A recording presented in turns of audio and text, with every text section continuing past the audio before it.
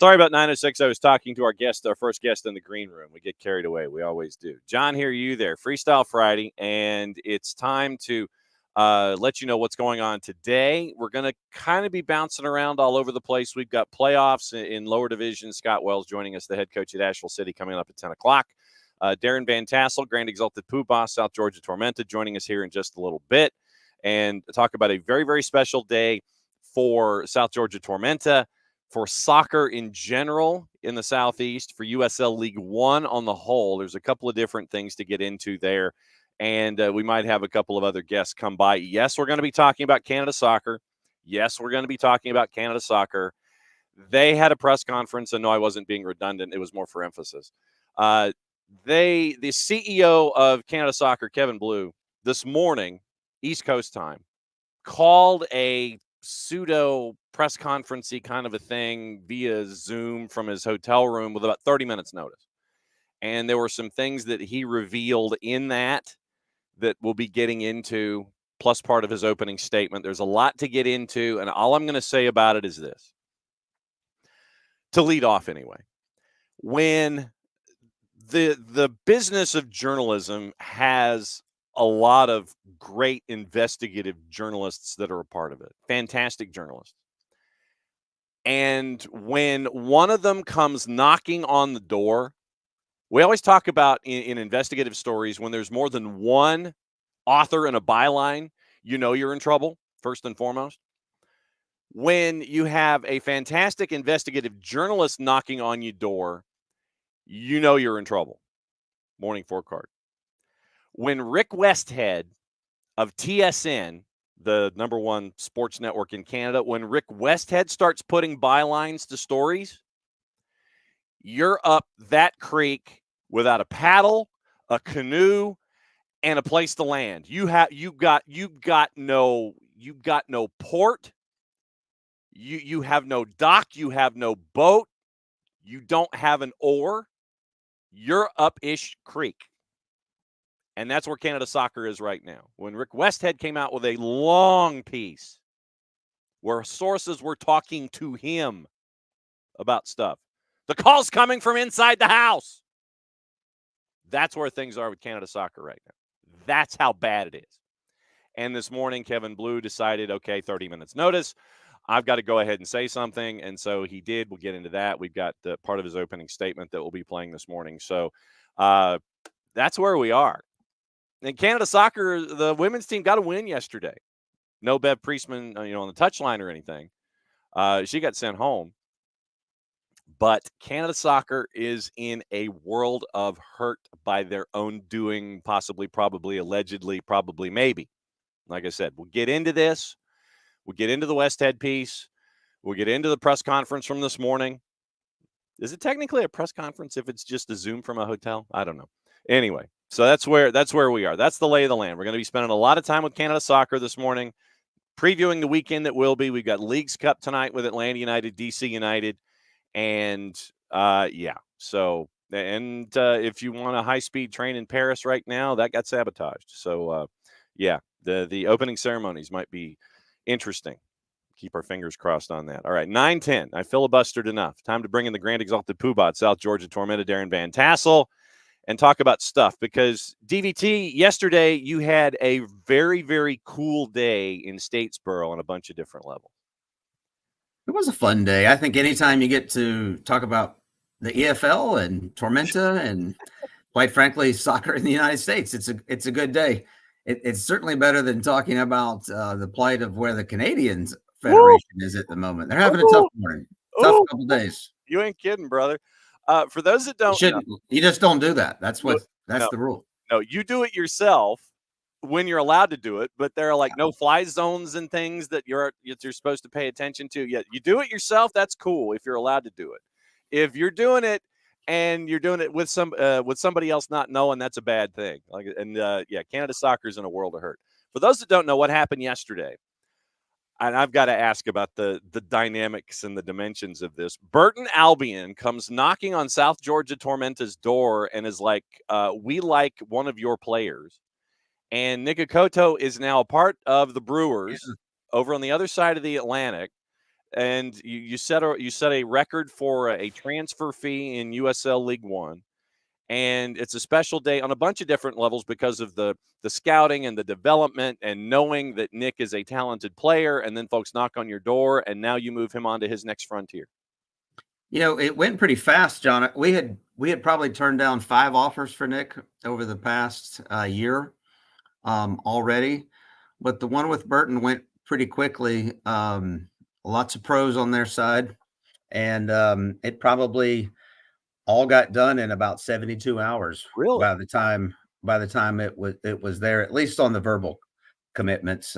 Had some paperwork to do and that sort of thing, but it was well on its way. We probably started talking about it on a Thursday, and we had Nick back in England by Tuesday morning. How does something like this work? I mean, is it literally like WhatsApp and phone calls, and it's like, Mr. Van Tassel, Burton Albion calling?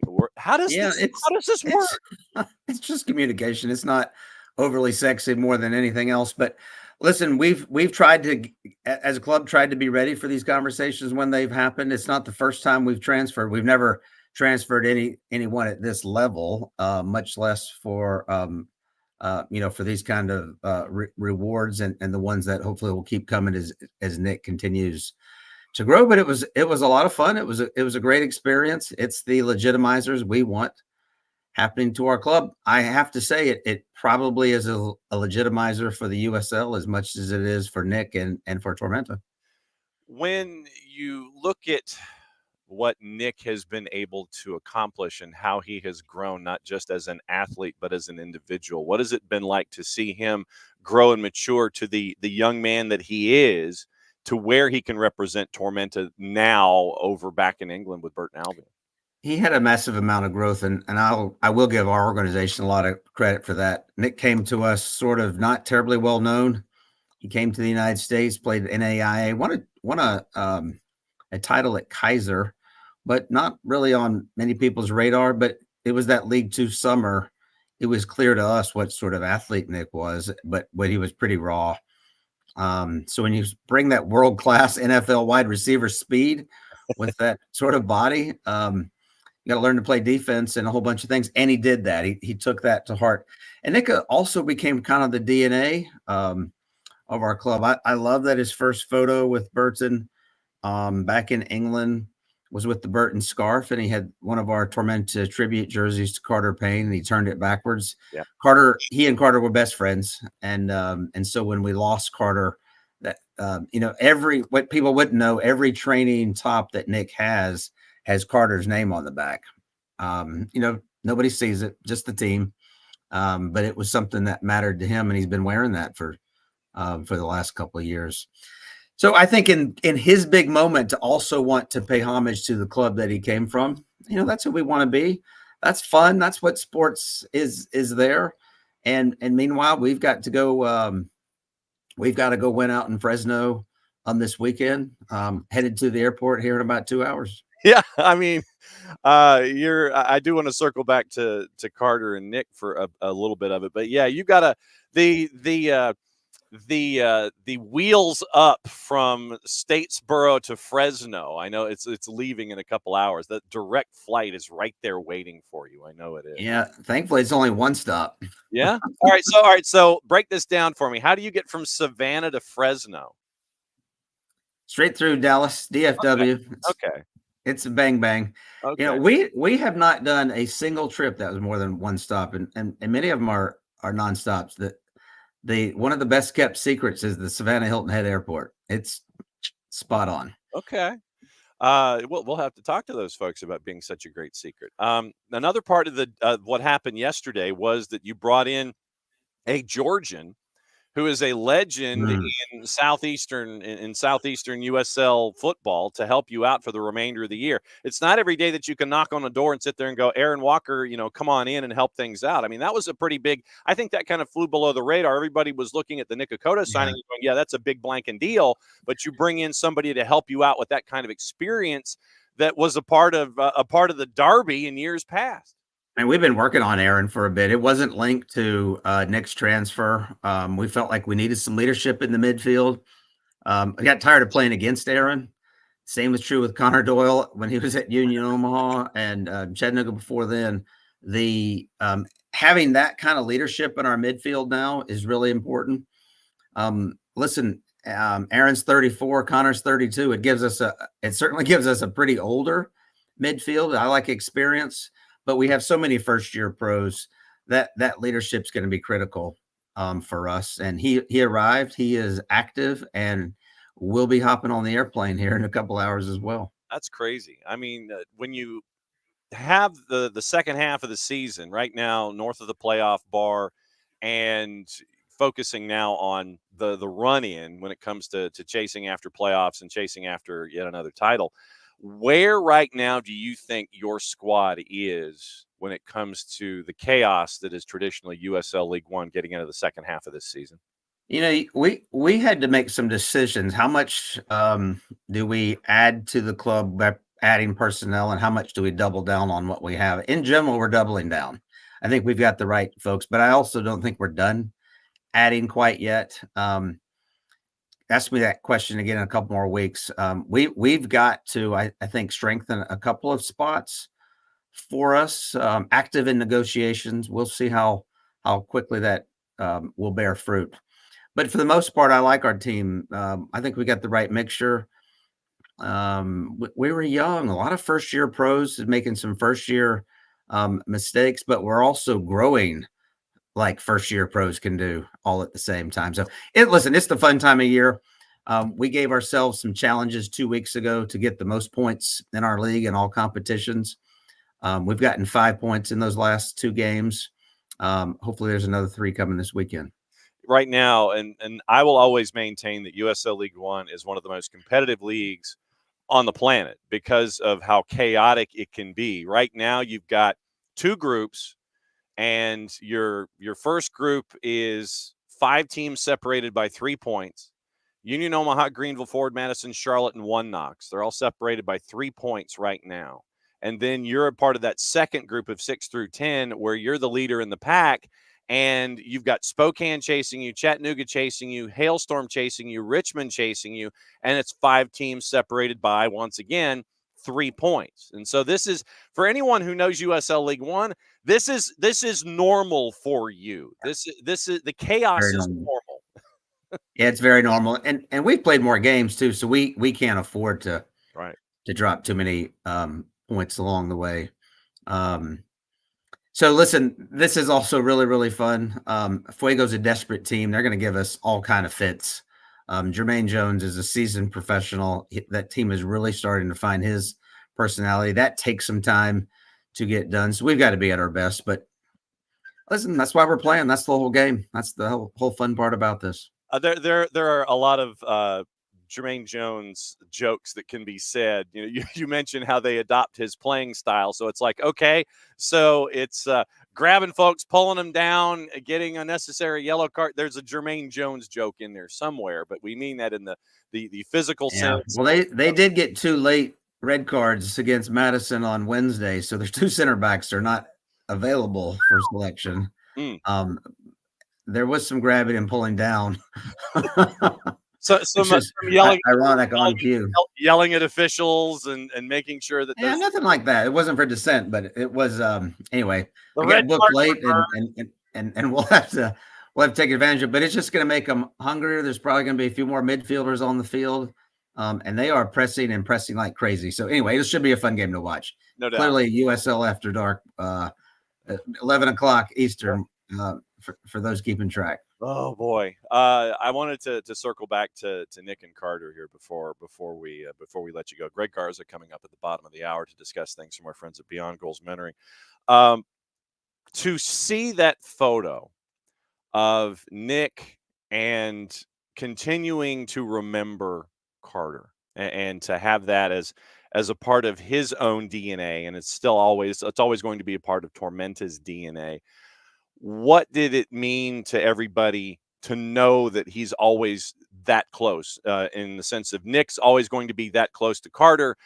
Nick's always going to have that piece of the organization with him. He's always going to have that tie to his friend with him. I thought that was a really cool photo that discusses Nick's present and what he's carrying with him from his past as well.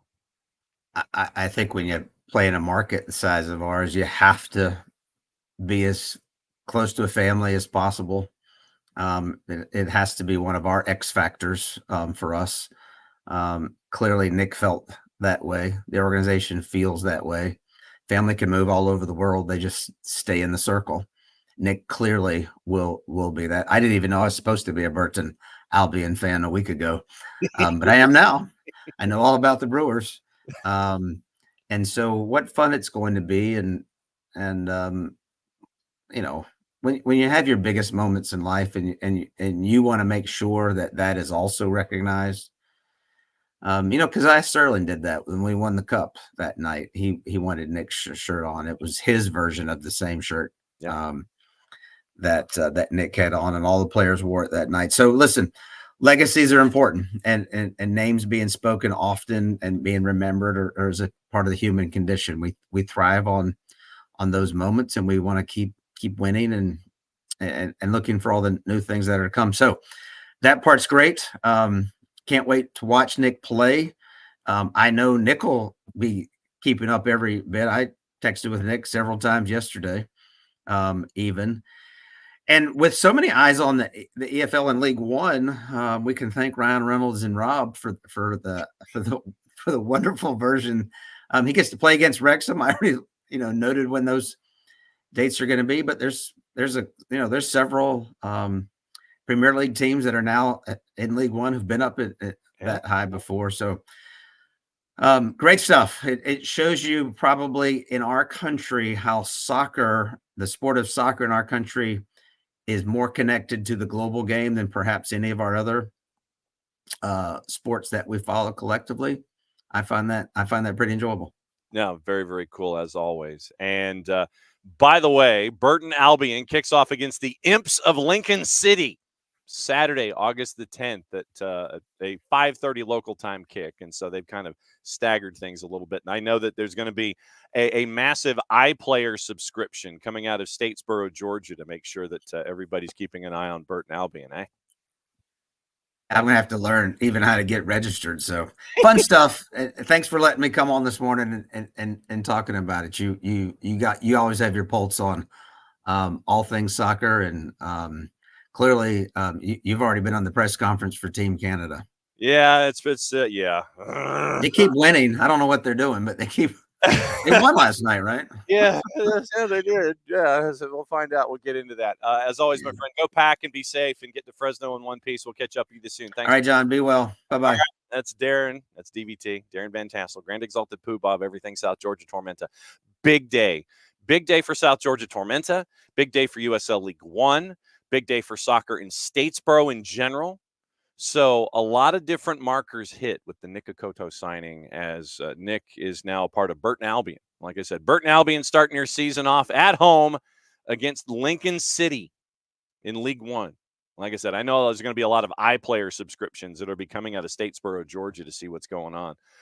It's Barnsley, Mansfield, Birmingham City, who was relegated from the championship, Reading. So Jessica Charman is going to have she's going to have a vested interest in what's going on. So Jessica Charman and Nick Okoto. So Burton Albion and Reading, keep an eye when that matchup pops up. You've got Blackpool, who was in the Prem.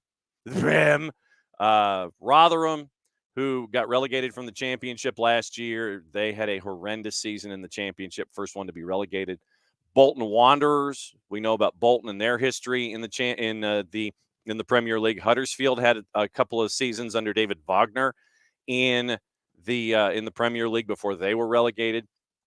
And so you're looking at Wigan also, Wrexham. We know about Wigan and their win in the FA Cup over Manchester City, where Gus Johnson, Warren Barton, you hear Gus Johnson yell, "Miracle!" when Wigan beat Manchester City. Roberto Martinez, the former head coach at Wigan Athletic, was a part of that. Then Charlton Athletic, we know about their ownership issues. Wrexham does not have ownership issues. They're in League One. Wickham Wanderers, they had a cup of coffee in the championship. They're back down to League One. So that is what you're staring at with Nikokoto and Burton Albion. Yeah, I kept talking to Darren. Darren had to catch a plane.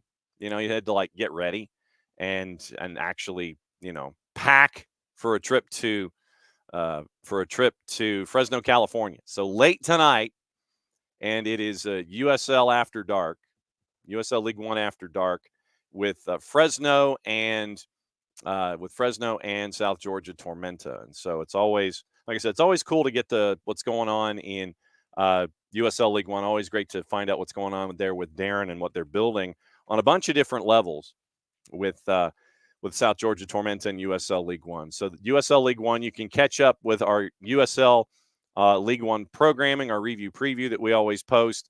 Just to give you a quick reminder about what's going on. Big day Saturday. They're the late night game Saturday at Fresno against Central Valley. Greenville's hosting One Knox. Lex SC is hosting Richmond Kickers. Forward Madison's hosting Hailstorm. Union Omaha's hosting Red Wolves. Spokane is hosting Charlotte. Central Valley is hosting South Georgia Tormenta. So this is the week when the Eastern teams go west. I know I can't wait for that Santa Barbara trip, man. That's going to be cool. But all 12 teams active out of the first round, out of the group stage of Jägermeister Cup. And so they're in league play. And so you've got all 6 games going on Saturday. USL League One After Dark just happens to be Spokane hosting Charlotte, Central Valley hosting South Georgia Tormenta. But a big day for USL League One, big day for Tormenta, and a big day for soccer really in the Southeast. So very, very cool stuff. And as always, I literally will text if something's going on the planet and that it is involving South Georgia Tormenta.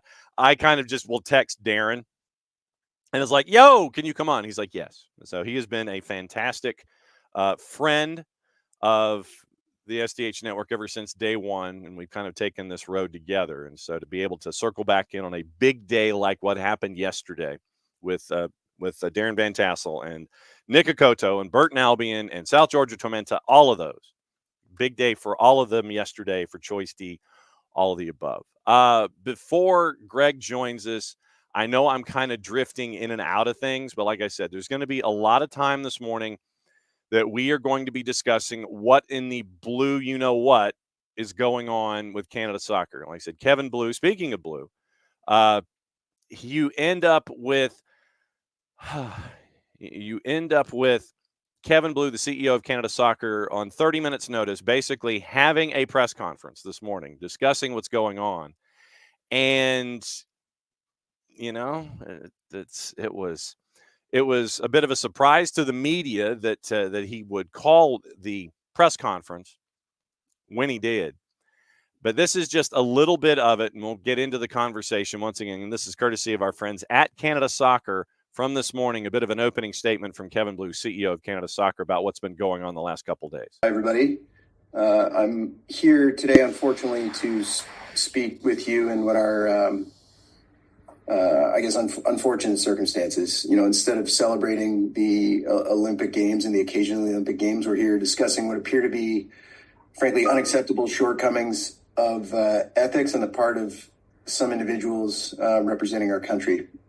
Look, I want to speak directly about this issue and speak directly to the people it's affecting. First, to our players, my heart goes out to you. I feel deeply for our players who are engaged in, what is supposed to be a lifetime highlight of being an Olympian, of representing Canada and competing for a gold medal. I'm here, in France, in the hotel on the ground with our players, and I've been in constant contact and communication with them throughout. And my experiences with the players over the last couple of days, reinforced to me what I've known to be true before, which is that they are, frankly, they're champions and true professionals, and they're focused on the task at hand. Canada Soccer President Peter Aguirre and I met with our team this morning to discuss the matter with them and express our continued availability and our continued support to our team. Look, we admire deeply the will and determination of this group. The players themselves have not been involved in any unethical behavior. And frankly, we ask FIFA to take that into consideration if contemplating any further sanctions. Specifically, we do not feel that a deduction of points in this tournament would be fair to our players, particularly in light of the significant and immediate steps we've taken to address this situation. Kevin Blue, CEO of Canada Soccer. We'll get into more of that as the show goes on. But it is 9:30, and it's 9:30 Eastern time. Let me phrase it that way, because our next guest is not, I believe, in the Eastern time zone. I believe he is not in the Eastern time zone. It's time for the Friday Free Kick with our buddies from Beyond Goals.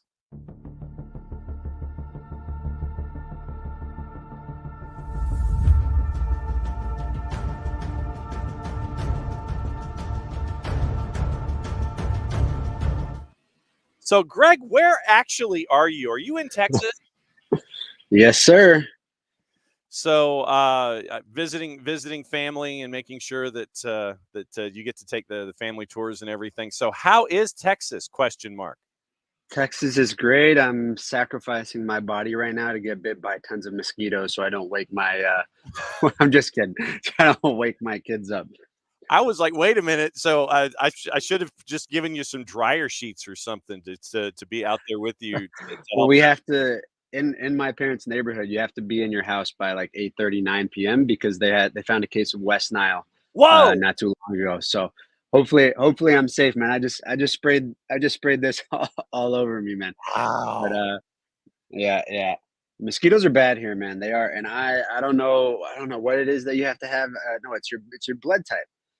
It's your blood type. I'm O positive, so I think O positive is like I mean, mosquitoes love me, man. Well, and that they do me as well. I couldn't tell you what my blood type is to save my life at any point. That's an important thing. That's an important thing to know, man.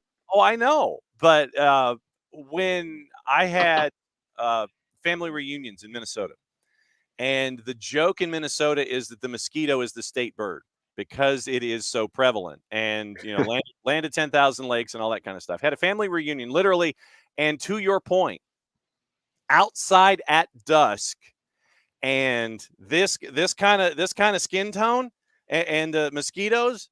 I was like the lighthouse on the pier, man. They're like, ooh, let's go and grab him. And so literally I had mosquito bites, like 50 to 75 mosquito bites all over me, and I had to go inside, and it was just like red, welt.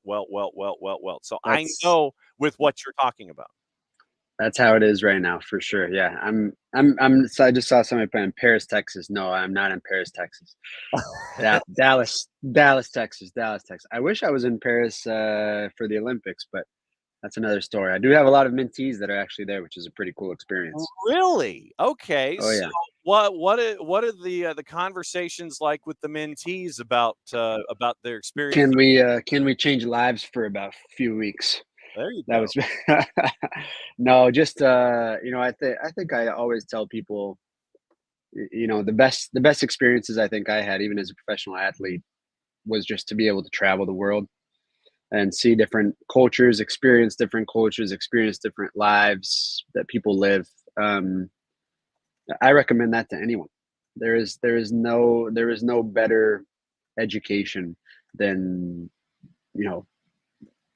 seeking out how others live life. I think it can teach such valuable lessons. For me, I think the biggest lesson it taught me was just the simplicity of life.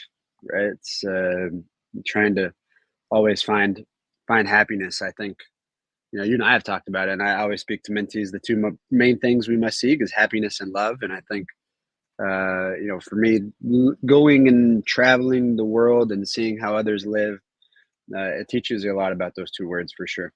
Well, but in this day and age, and I know that we're going like deep right right off the beginning here, but how difficult is it to maintain those two things, knowing A, the environment that we're in these days, B, how competitive things can be, and C, the idea of, okay, I want to be competitive. I want to achieve whatever's at the mountaintop of your self-imposed mountaintop. How difficult is it to have those two things of happiness and love? How difficult is that these days? I imagine it might be a different task to grab both of those rings for adults and for mentees. Very, very difficult, right? It's not an easy task. I think that's why they always say it's what we seek. That's what we always seek. It's what we always are looking for, and sometimes they can be hard to come by. But I mean, I think there are tools to try and get there, and I think that's why I think traveling and seeing other lives that are in other places can teach you. You can learn valuable lessons from it. I mean, I think for me, moving to Brazil at a young age was a valuable lesson for me. It was the simplicity of the life that they lived, and even doing cookouts on the weekends when you look and you see, okay, these people don't have much, but it's they still are able to be happy with what's in front of them, and I think that's a valuable lesson that I learned at a very young age, for sure. Do you still keep in contact with a lot of the folks that you've met in these different environments when you were younger? Do you still reach out to them? Are you still Facebook friends or whatever these days? How deep? Yeah, I don't do Facebook, but yeah, I for sure. I have friends that I played with whenever I was. It's interesting. I was at a house party the other night, a birthday party with one of my mentees' parents, and I mean, tons of people there. They're very fortunate. Let's just say that they're very fortunate. And there was this guy that was sitting down, and he started speaking Portuguese to me, and I had absolutely no idea who this guy was. Um, and he's actually, I believe he is the head coach now for, is it Atlanta City? Is that one of the teams? Okay. Is that one of the amateur teams in Atlanta right now for is it UPSL or whatever? I'll dig it up, but I'll take your word You'd for it. have to. Oh, I thought you would for sure know all the. It's like all these different teams that they have. But he started speaking Portuguese to me, and he said, "Hey, do you know this one guy?" And I was like, "Hey, you gotta show me a picture of him." And then, sure enough, he showed me a picture of him. And this guy I played with when I played for Sao Paulo. It was his cousin, and it's such a small world, man. And so it's obviously meeting people like that and just kind of reminiscing and remembering people that were friends way back in the day. I think that is the beauty of soccer as well. You get to meet so many interesting people and find ways to connect with people. I think that's one thing that for anybody who is retiring in the professional sport environment, you have to realize that connections are so vital for the rest of your life.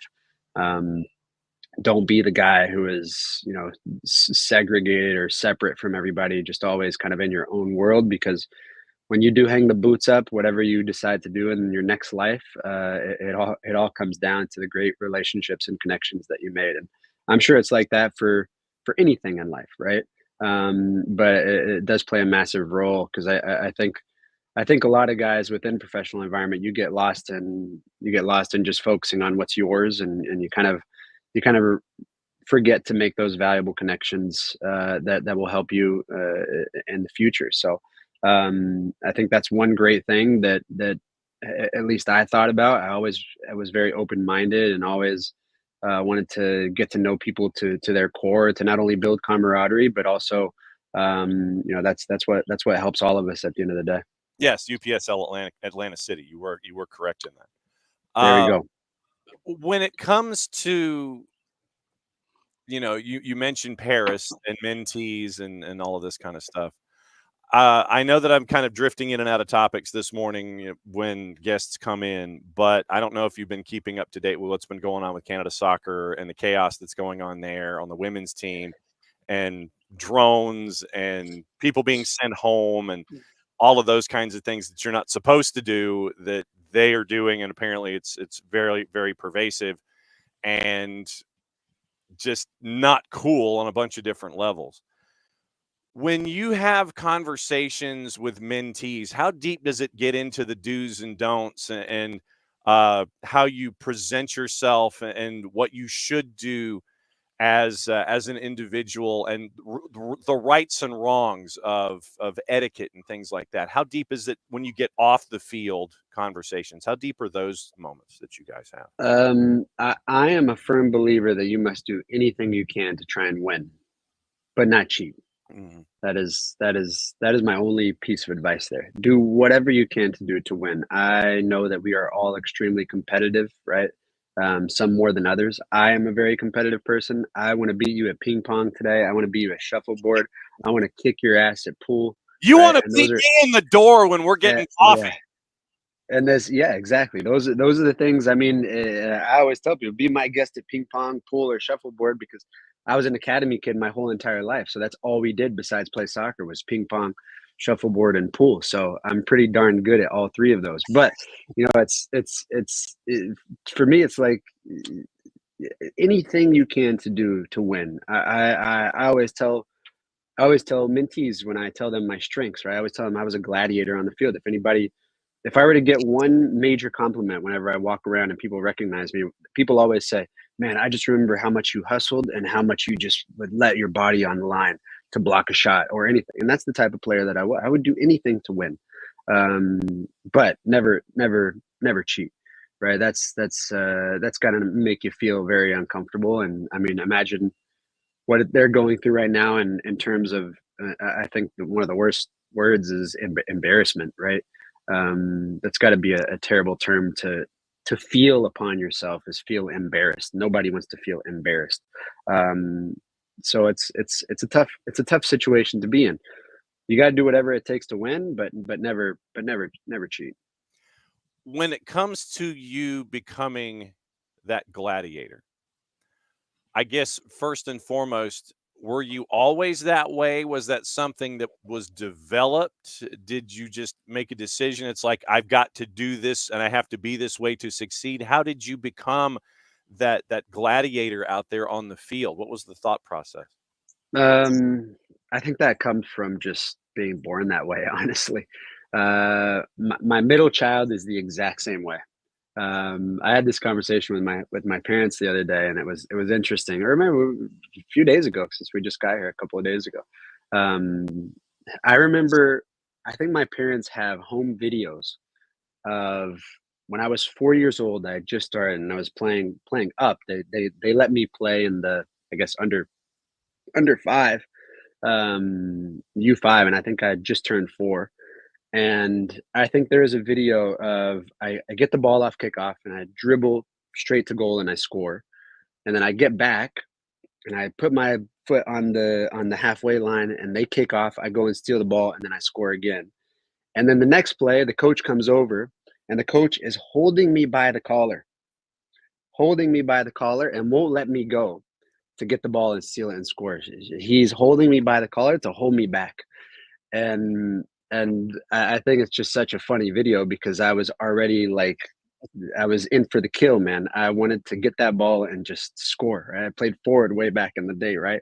My middle son is exactly like, he's like, I guess it's in the genes. He's exactly like, he does not care if it is 15-0. He is going to be like, his face, he's in for the kill, man. He is so concentrated, so focused that if you give him that chance to grab that ball, he doesn't care. He's going to take the whole team. He's going to score. I guess that's how I was from when I was just a little boy. And it's such a funny video because the coach is literally, there's no way in the world you could get away with that in today's world. I don't think I could hold the kid by his collar and just watch this kid just hold him. I just have spinning your wheels, man. You're like 4 inches off the ground and you're trying to get away from that collar. Yep. Yep. So it's really funny to think back that actually happened to me as a really little boy, when I had first started playing soccer. I think my team was called the King Cobras. So that was, I guess that's something that I was just, I always had in me. Can you learn that behavior, or does it have to be in you? Man, I think it's. I think you can teach what we call, I always talk about it because it's like, I think you and I have talked about it before, the Bielsa philosophy, the Tata philosophy, the Pep Guardiola philosophy, the Johan Cruyff philosophy, right? Philosophical method behind it, the lunatic mentality. We in Atlanta in 2017, 2018, we had that lunatic mentality. I remember Tata would always tell us, look, whenever you play, I want the other team to think that we are absolute crazy. We're going to press with 9, and the only person we're going to keep back is Parky. And I'm sure Parky, and excuse my language, I'm sure Parky was probably shitting bricks. There's the explicit rating for the Yeah, morning show. yeah. Playing 1v2, and he's the center back, the sweeper keeper, 2 forwards there with him, and we were pressing with the whole team. But there were so many moments. I can just remember a particular game against Real Salt Lake in Salt Lake. Yeah. I don't know if anybody remembers that game. I think Brandon Vasquez even came in and scored. That was like maybe one of his first games. I think we won the game, if I'm not mistaken, 4-0. And I think 3 of those goals we had won the ball from, I believe it was like Justin Glad who gave the ball away, and Nick Ramondo who had gave like 2 balls away. But because of how intensely crazy we pressed. And nobody did that when they played away, right? Nobody really pressed that similarly to the way we did. And I think that was something that I think Tata had instilled in us. And I think that's something that you can't teach, because I don't think every player had come into that situation with an open mind. And that's something Parky always talks about, being adaptable, right? He had already been a professional for 14 years? 14 years before he came to Atlanta United, and there's no way in heck that he had ever experienced a coach to kind of make him think, that philosophical method of being a lunatic on the field.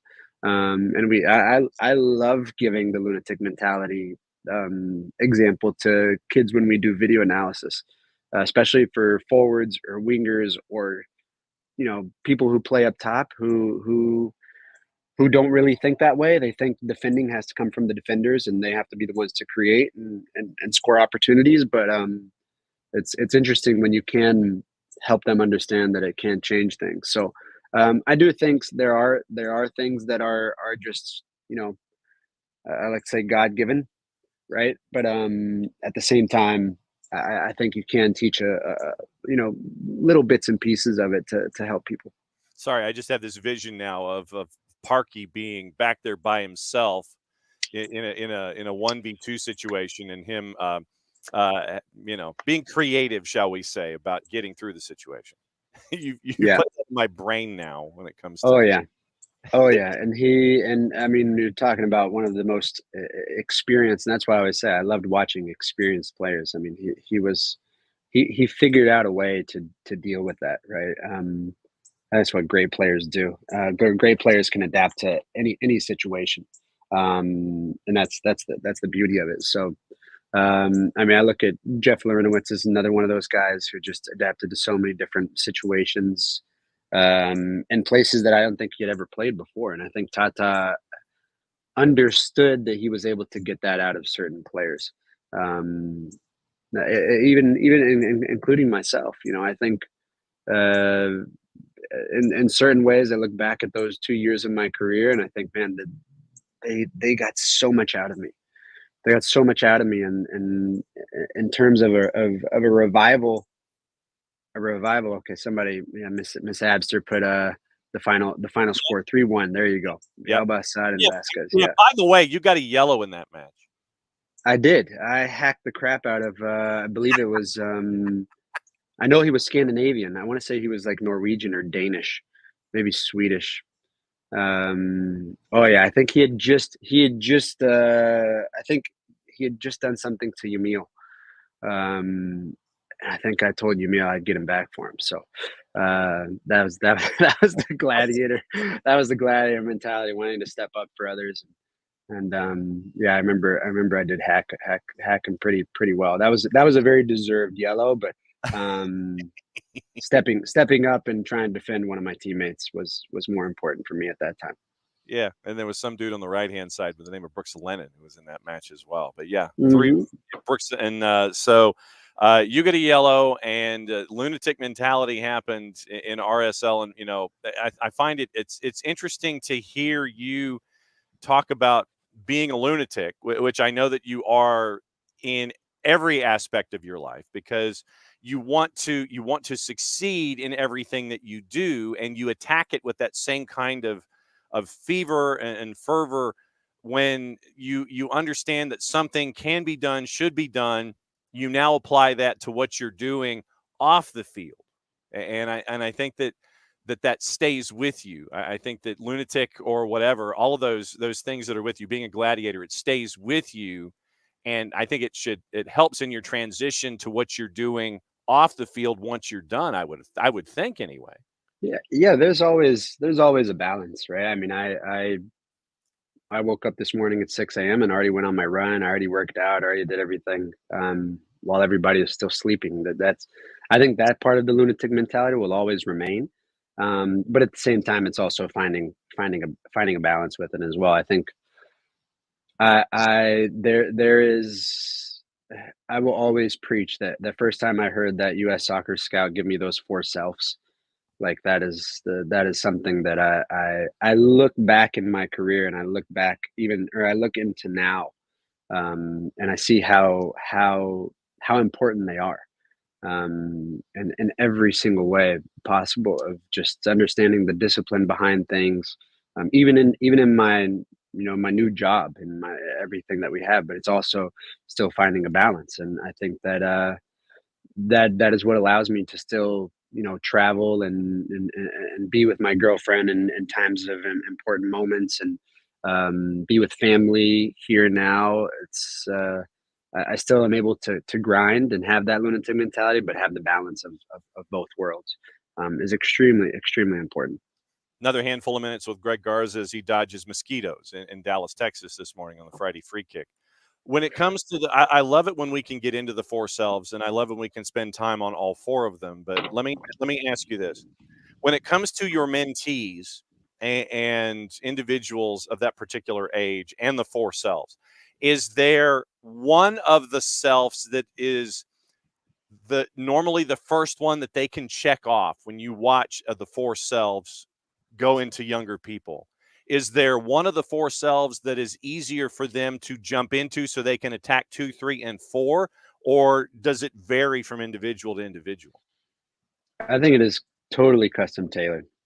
It is totally custom tailored to what that individual is. But if there is one that we focus on more, Parky and I have a webinar with a club coming in the next couple of weeks, and the one thing that the marketing company that we have now partnered with and that coach asked us to focus on, and they just asked us, what is the most sought subject within mentorship, and I said it's self-belief, it's confidence. Confidence is the most sought subject within every individual that I think we've worked with. Now, there are, I would probably say, like less than 5% of kids, and that's just a guess off the top of my head, that feel totally confident and want to focus on something else. But I think that self-belief is by far one of the most sought things from young individuals, and I think that's just because of the world that we live in today. I remember myself as a young boy being extremely confident, maybe a little bit too much when I was really young. But I feel like whenever I became a professional, that's when I think having those judgment and I think critical and criticism moments of others, I think probably made me kind of have those bouts of confidence, those up and down moments. But I think kids these days are already like they feel so judged already. They feel so criticized in different ways, whether it be by parents, coaches, friends, social media. They're always looking, they're looking for likes, right? They're looking for views. They're looking for different things. And so I think that self-belief and confidence, that is my why towards why kids feel that's such a hard thing to come by. I don't think when we were kids we didn't have that issue. I didn't have too many people in my circle to really care about how I did, or what I did. Right, I had very few people in my circle that I really cared about what their judgment was of me. And I think today that circle is just so much bigger in kids' worlds today.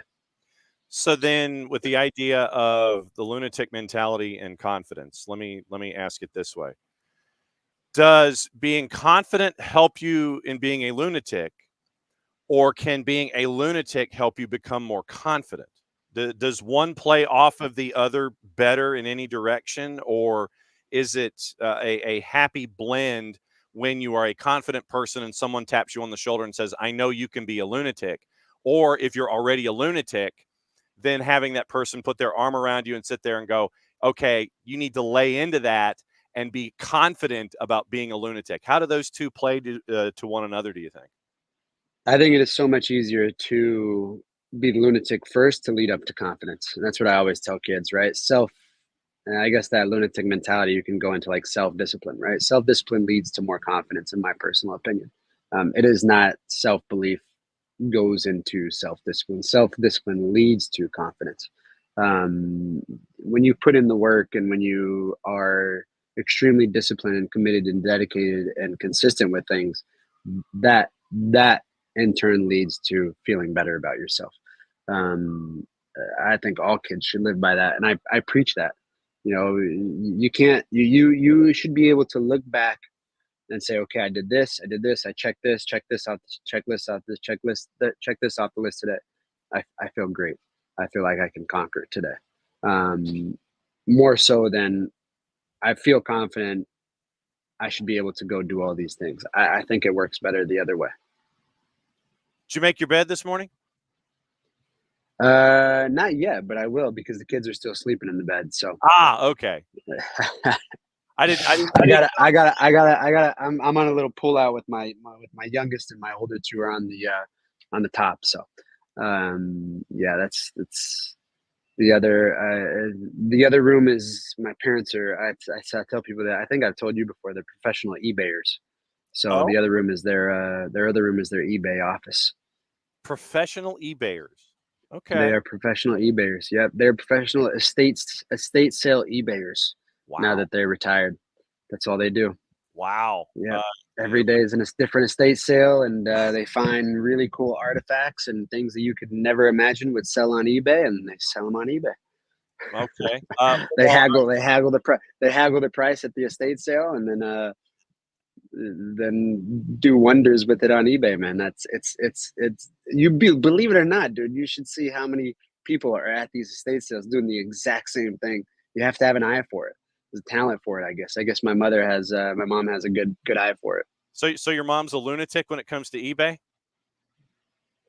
That's all she does all day, man. She helps us administrate Beyond Goals mentoring, and she's a professional eBayer. She's all day on the computer, man. They get up and walk all of our dogs, 2 times a day, and then if she's not doing that, she's on the computer administrating Beyond Goals mentoring and being a professional eBayer. All right. So what's going on with the Beyond Goals we need to know about?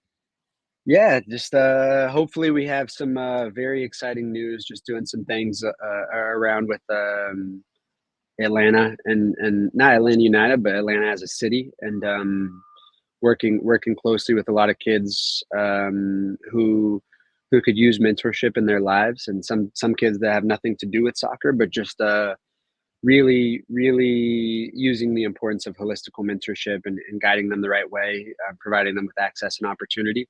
So that's something that we have in the works right now, and a project that we have going on leading up into 2026, because I know I can't say the name. of Yes. what's going to happen in 2026. But Yes. yeah, but yeah, that's obviously a huge project that we have going on right now, and continuously trying to grow. I guess I would say if anybody would be interested in helping that project launch, obviously it is done from a nonprofit viewpoint. So it's a 2-year project, and it's going to be something that is pretty special. As always, and it's great to see how Beyond Goals continues to grow, and we're looking forward to the world coming to chase after a cup in 2026. A bunch of different countries coming here to this one to see who's going to be the best in the world. As always, my friend, get out of the mosquitoes and get back inside and go drink your coffee. Great to see you, my friend. Thank you, my man. Appreciate it. Always good to see you, bud. All right, Greg Garza, Beyond Goals Mentoring at BG Mentoring on the Twitters, and yeah, we can't say things like, you know. We can mention that it's a tournament, and we can mention that the world is involved, and we can mention that you're like chasing after a cup, those kinds of things.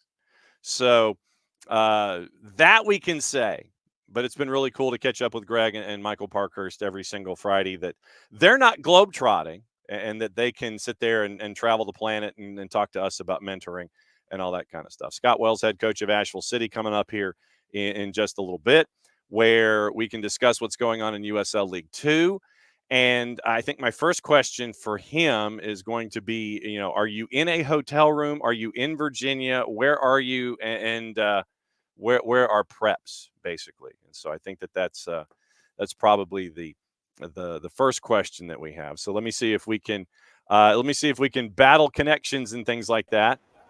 There he is. So Scott, where are you? Are you in a hotel room? Are you in a lobby someplace? Where are you? Yeah, I am. I'm in the hotel lobby here in Newport News, Virginia. We're about 10 minutes away from Lion Bridges Stadium, so CNU, which is a lovely campus, absolutely lovely Division 3 program. So happy to be on. I appreciate all your coverage through the season. Yeah, 10 minutes away from Christopher Newport, 10 minutes away from more steps in chasing after the title in USL League 2. So since the last time you were on with us, what has the sprint been like going, 2 days rest? You got to win. It's wash the jerseys, make sure everything's good to go. What's the sprint been like here in the playoffs so far? I mean, I feel like we're doing a test run of the 21st century model right now, to be honest with you.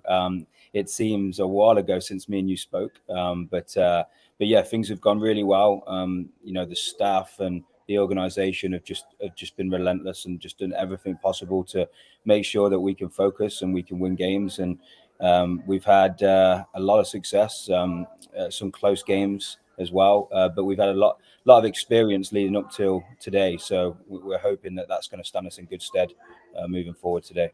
For someone who hasn't had the chance to see you guys play, and I know that you try to make sure that you ban folks from looking at the power rankings on the USL League 2 website. You sit there and you go, that's not something that you're supposed to see. Don't go there. What has it been like, and who do folks naturally gravitate toward when they're looking there at Asheville City, and you guys right now top of the power rankings in USL League 2? Who are some of the stars and studs that folks are gravitating toward this season? Yeah, I mean, obviously we spoke about Simon Carlson, who's our captain, has continued to do the same things that we spoke about last time. Sebastian Tregarfen is one that has really been such a standout player for us, and is a massive reason why we're sitting in this position right now. An NAIA player at Lindsay Wilson, which I think is important to point out. We have a lot of players at Division 1 level that have had a lot of coverage prior to coming to Asheville, but the Lindsay boys, Michael Rempel, Sebastian Tregarfen, and Mao Wong, have been fantastic for us. We re-recruited a little bit midway through as well, so we brought in Dante Huckabee and Sergio Navarro from West Virginia University, and then we just picked up APFC's striker just after they were beaten by Hickory, Niall Reed-Stevens. So some really promising talent that I've been lucky enough to work with this summer. When you integrate, obviously you're trying to continue to make sure that your roster is as best as it can be week in and week out when you're there in USL League 2 chasing a title. How difficult is it to find a player that you think will help, but having them integrate into what you're looking to do on the field and have them mesh as close to immediately as possible? How tough is that? Yeah, it's extremely difficult because, you know, when you bring the players in May, you're all on the same page, you know, so it's a preseason feel. You know, I'm able to kind of treat every player the same in terms of trying to build a relationship with them. So then when we do bring new players in, I'm trying to split time between continuing the culture of what we've got going on and continuing the success, but also have a mini preseason with some of these other players and trying to get them integrated as soon as possible. So speaking to my leadership committee, letting them know who's arriving, when they're arriving, making sure they're not just going straight back to their host family or the apartment. You know, maybe it's a coffee with the captains, maybe, you know, there's a player or two that we feel would mesh really well with them from a characteristic standpoint. So we just do as much as we can from a man management point there to get them up to speed. But, you know, when they come in late on, with the facilities that we've been able to have this season, with the success, with where we've been at, you know, I think that every player has came in and been very privileged and, you know, extremely grateful for coming into a program like this to continue helping their career. So they've put their front foot forward as well. And they've met us in the middle. So we've been really, really lucky that we've brought in great characters this year. Asheville City getting ready for Corpus Christi FC on the right-hand side of the bracket. Lionsbridge taking on Seacoast United. That is the right-hand side of the bracket as we're now down to the final 8 in USL League 2. When you're assembling a roster, are you the one that's having all the outbound phone calls? Are folks ringing you up at the beginning of the season, say, hey, I want to come and hang out with you because I like what's going on there at Asheville? What's the assembly like? Or is your phone ringing off the hook, or are you making outbound calls? How does this work? I'm probably pestering way too many coaches throughout the college season. You know, we all binge watch college soccer, you know, as a fan. And obviously just it's exciting when you get to August, you know, you get to go home and stick ESPN Plus on and watch so many games. So, you know, I'm assembling my depth chart through the college season. You know, we're obviously in a really good situation at Gardner Webb right now where, you know, we've established our team. So, you know, now it's a case of just making mental notes and writing down players that may want to come in and play for us in the summer. And so that it's been a challenge. But in 2022, when I first arrived, you know, I really was having to pester a lot of coaches and really try and give them an idea of what I wanted to do here. At this point right now, it's been a lot more receptive. Players and coaches do want to come here. So when you have initial conversations, they know who we are. We have a target on our back at this point. So it's been a little bit easier to recruit as the years have gone on. But of course, you know, the college coaches don't really want to be having USL2 conversations, you know, as they're entering a conference tournament, but that won't stop me calling them. I can assure you of that. Well, and at the same time, you mentioned you with Gardner Webb and the collegiate relationships that are there.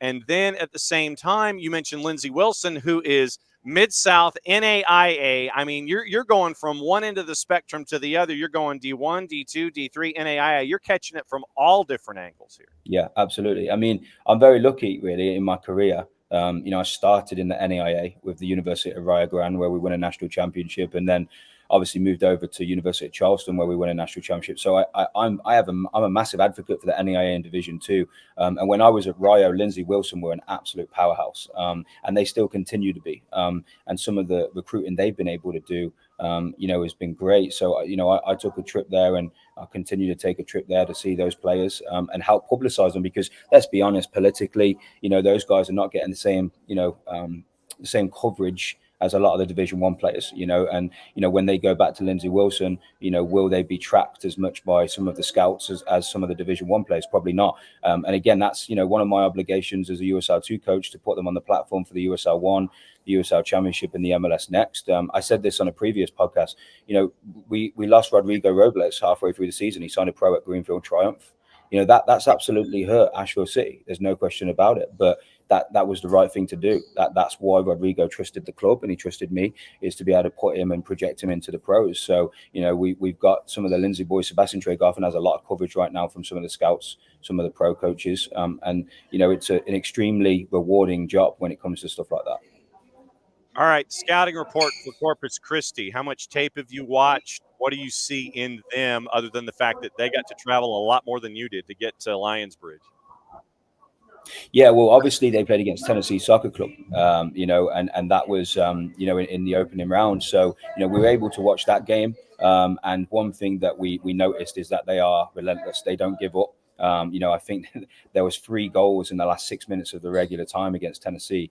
And at times it looked like Tennessee had clinched it, but they didn't give up. So their mentality is extremely impressive across the board. Even the players that were coming off the bench, their work rate out of possession was very, very impressive. And they do have an extremely decent front three. So we're aware of them. We've done a lot of research on them. We've sat down with our defenders and kind of gone through some video on them. But it's playoff football at this point. It's going to be whoever wants it the most. Tactically we can set up and continue to keep doing our identity. But at the end of the day, it's going to come down to those little small margins, those little small moments of how bad we want it over them at this point. What did you learn about yourself in the wins over Nona and Brave to get you to this point, do you think?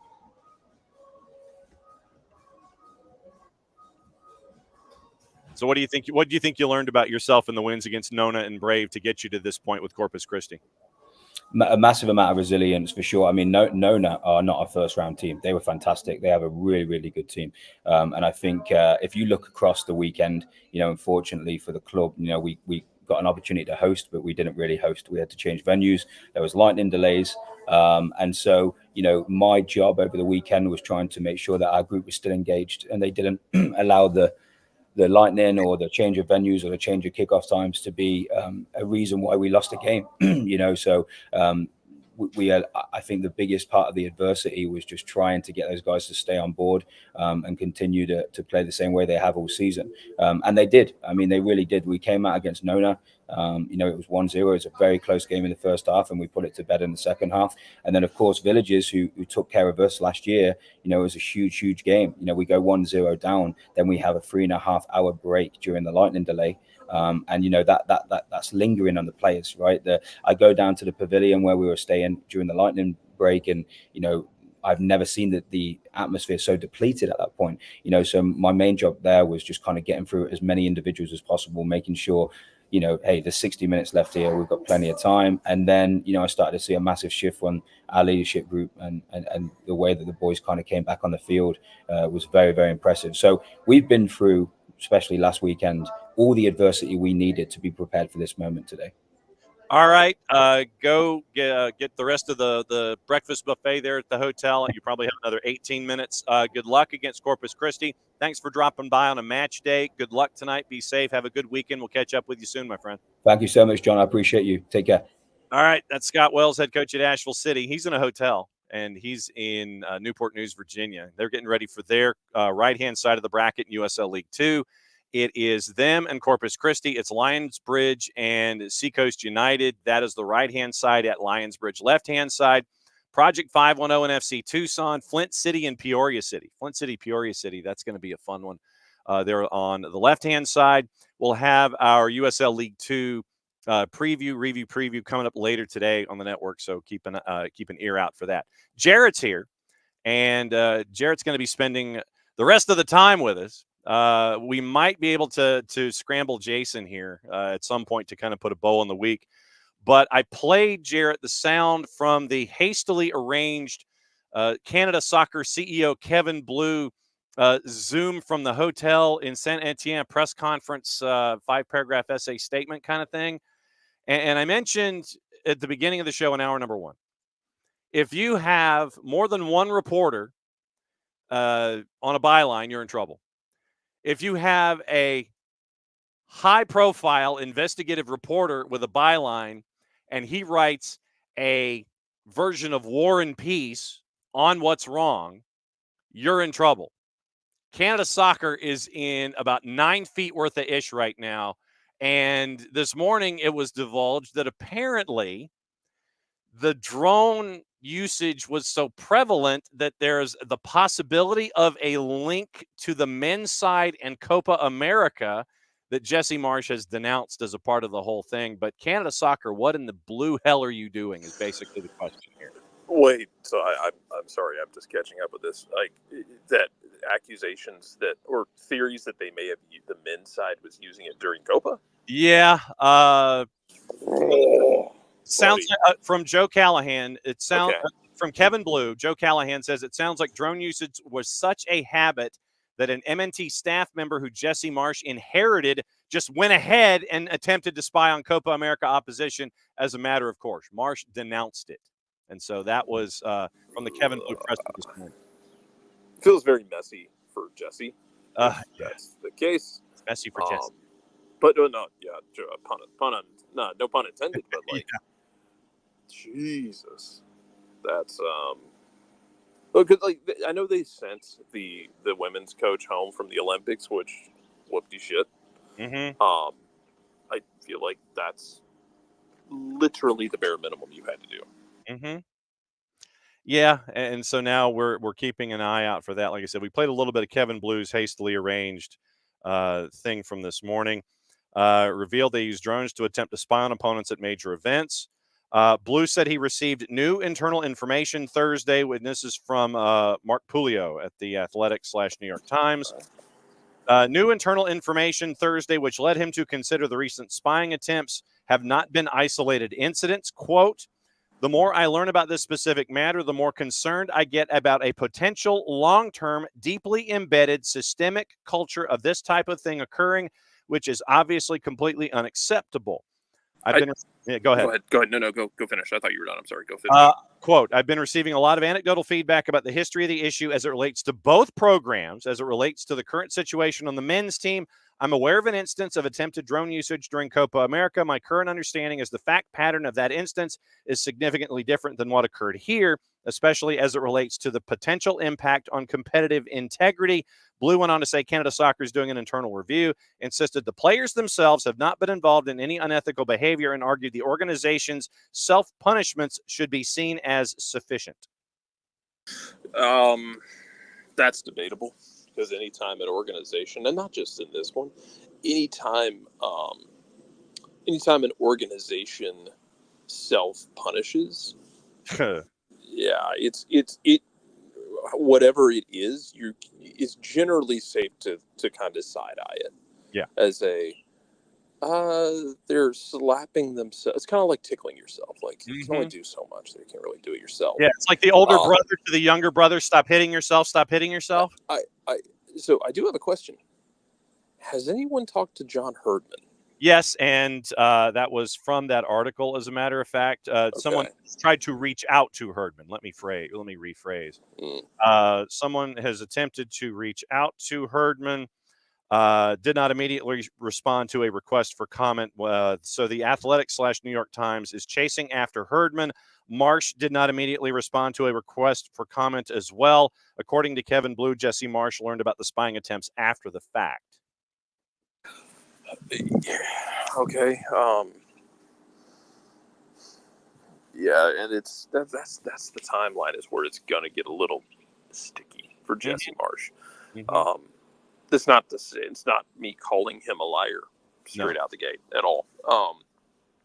But the timeline's going to matter a lot about Jesse and about what they did or did not do.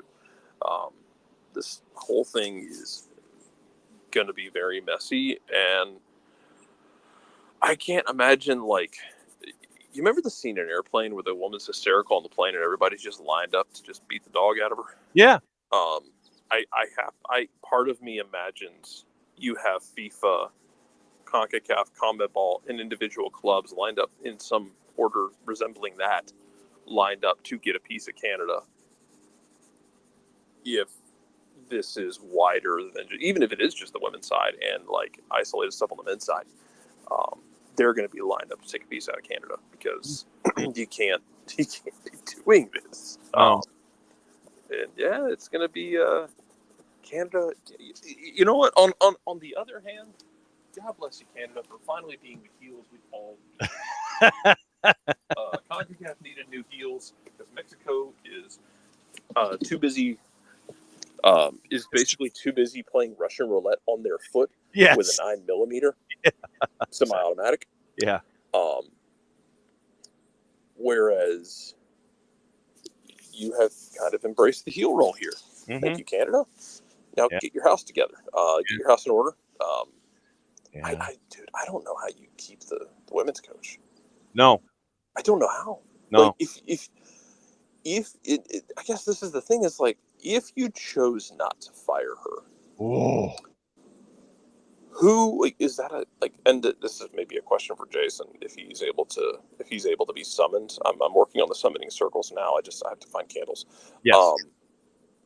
This is maybe a question for him because he knows more about the way the federations work than I do. Who would that fall to? If they're like, we suspended her, she's fine, she's going to come back. Like, who gets to overrule that, does the federation? Does the federation have sovereignty in this situation? Because if they don't fire her, holy hell, man! And I, with some of the stuff that came out yesterday, I also felt vindicated with the idea of like people. I think it was I can't remember if it was that interview or one of the other ones they talked about. Like people were doing this, but they were afraid to say something. Mm-hmm. Yeah, it was in the West Head piece. Yeah. Canada, it sounds like you have a really toxic situation on your hands that you need to clean out. And it's not, of course, it's not everyone in the country. It's probably not even everyone in the Federation. But it sounds like you got to clean some toxic people out of there. And look, every Federation is probably going to have that. Mm-hmm. Yours just happened to walk out on stage right as the curtain was open and the spotlight was on. And your toxic ones decided to take center stage and go out there and start doing a vaudeville act. Yep. From the West Head piece at tsn.ca, some staff and contractors were told the filming was part of their jobs and that they could lose their positions with the Federation if they did not go along with the demands. One of the sources said in a series of interviews with TSN on Wednesday and Thursday, quote, in a couple of scenarios, people have been pushed and have been told, quote, you have to give 110%, and this is part of the job. So if you don't feel comfortable with doing this, you do not have a place on the team, the source said. It's not something that's talked about, and it's not something there are a lot of text messages about because of how sensitive this is.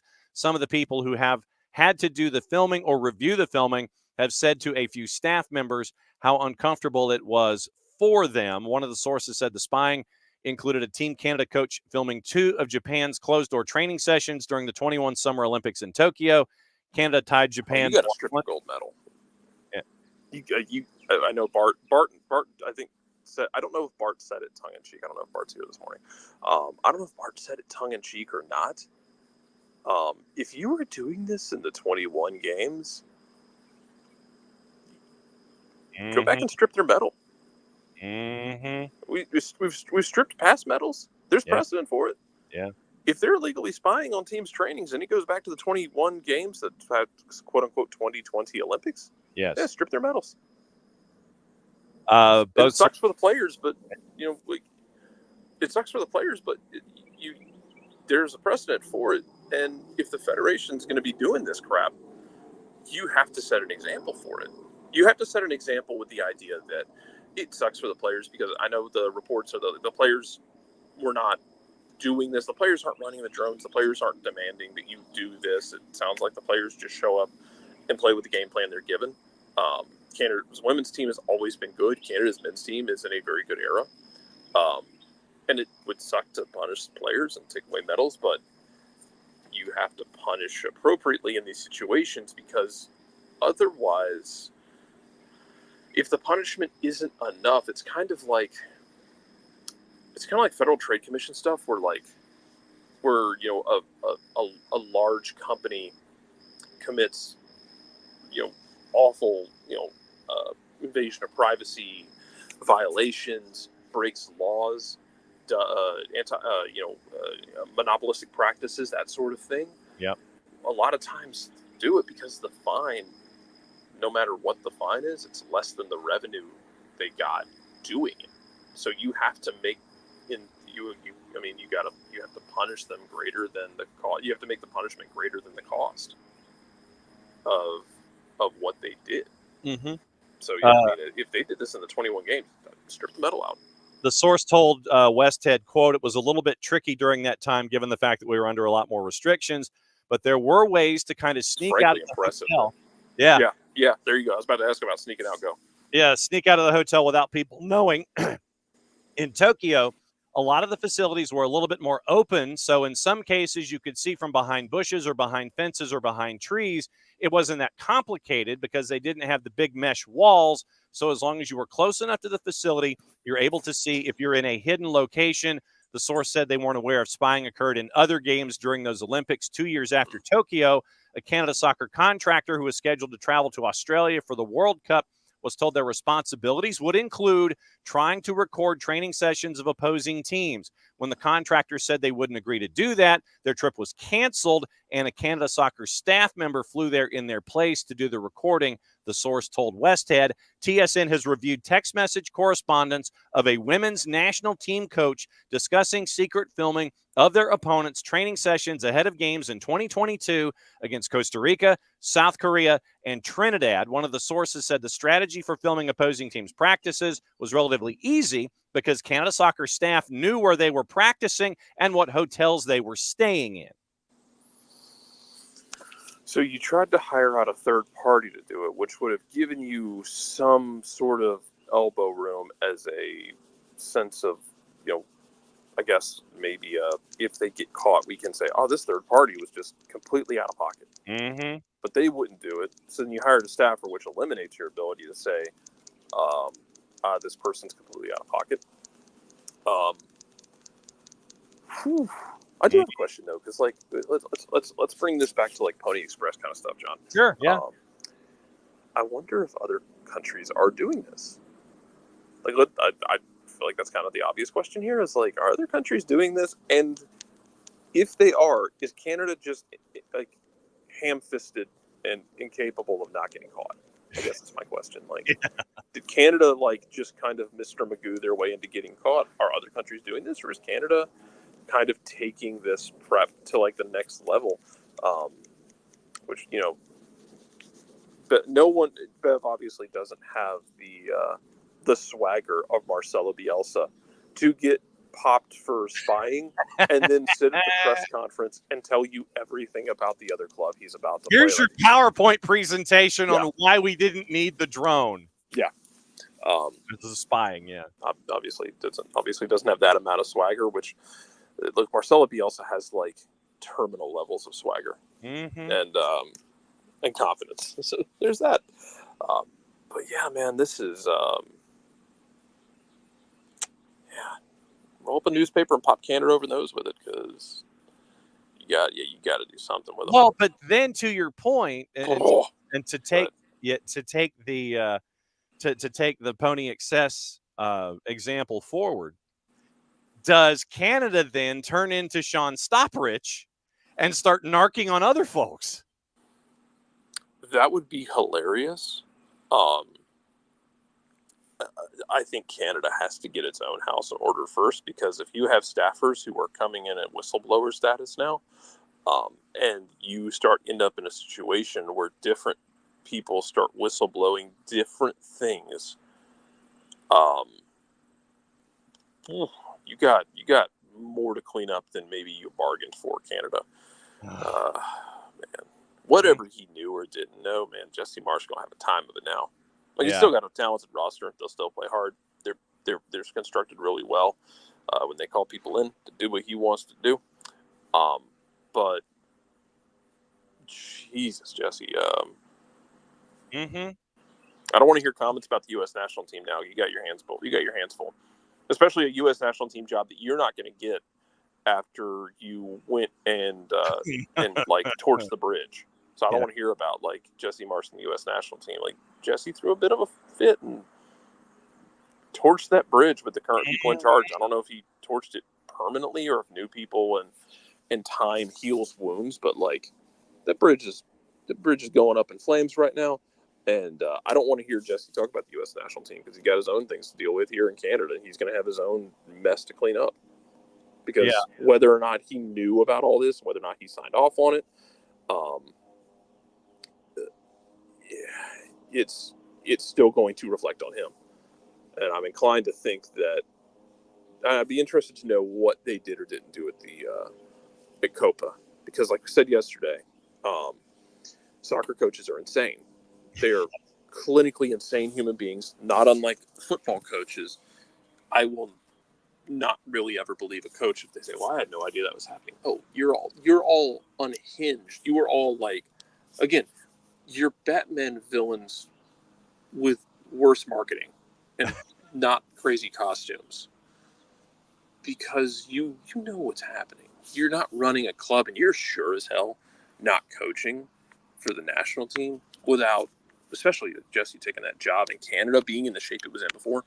There's no way you don't know everything that's going on. So maybe you didn't do it in Copa. Maybe he knew about it and said, hey, let's not do that, which, great, if so, Jesse. But yeah, man, same thing with Bethel. Like, I didn't know this was happening. Oh, kiss my ass.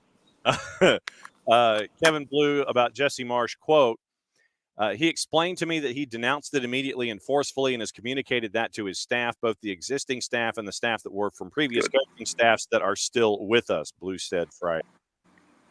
Good. I think another step would be like, and that's a good first step, is you gotta, and this is something that not just Jesse Marsh would be responsible for doing, but also Canada is, you're going to have to clean up so much of the toxicity within that program, because if people felt like they had to do it or else they were going to get their careers derailed in that industry in Canada, then that's not just Jesse denouncing something.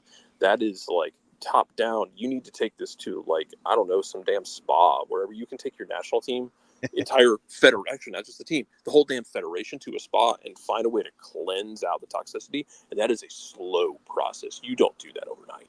Take him to PEI for a round of golf. Hi, Jason. Hey, what's going on? We're talking about Canada. You're talking about Canada soccer. Yeah, have fun with that. Kind of a mess these days, huh? Well, yeah, considering Kevin Blue felt compelled this morning, the CEO of Canada Soccer, to, with 30 minutes notice, call a hastily put together press conference from his hotel room in Saint Etienne and explain. 30-minute hastily thrown together press conferences are always fun. Yeah. They always go really, really well. You know, yeah. they're Nothing always bad so buttoned up and really clean up whatever the problem is. There's never a problem that becomes worse or a new problem that comes out of them, ever.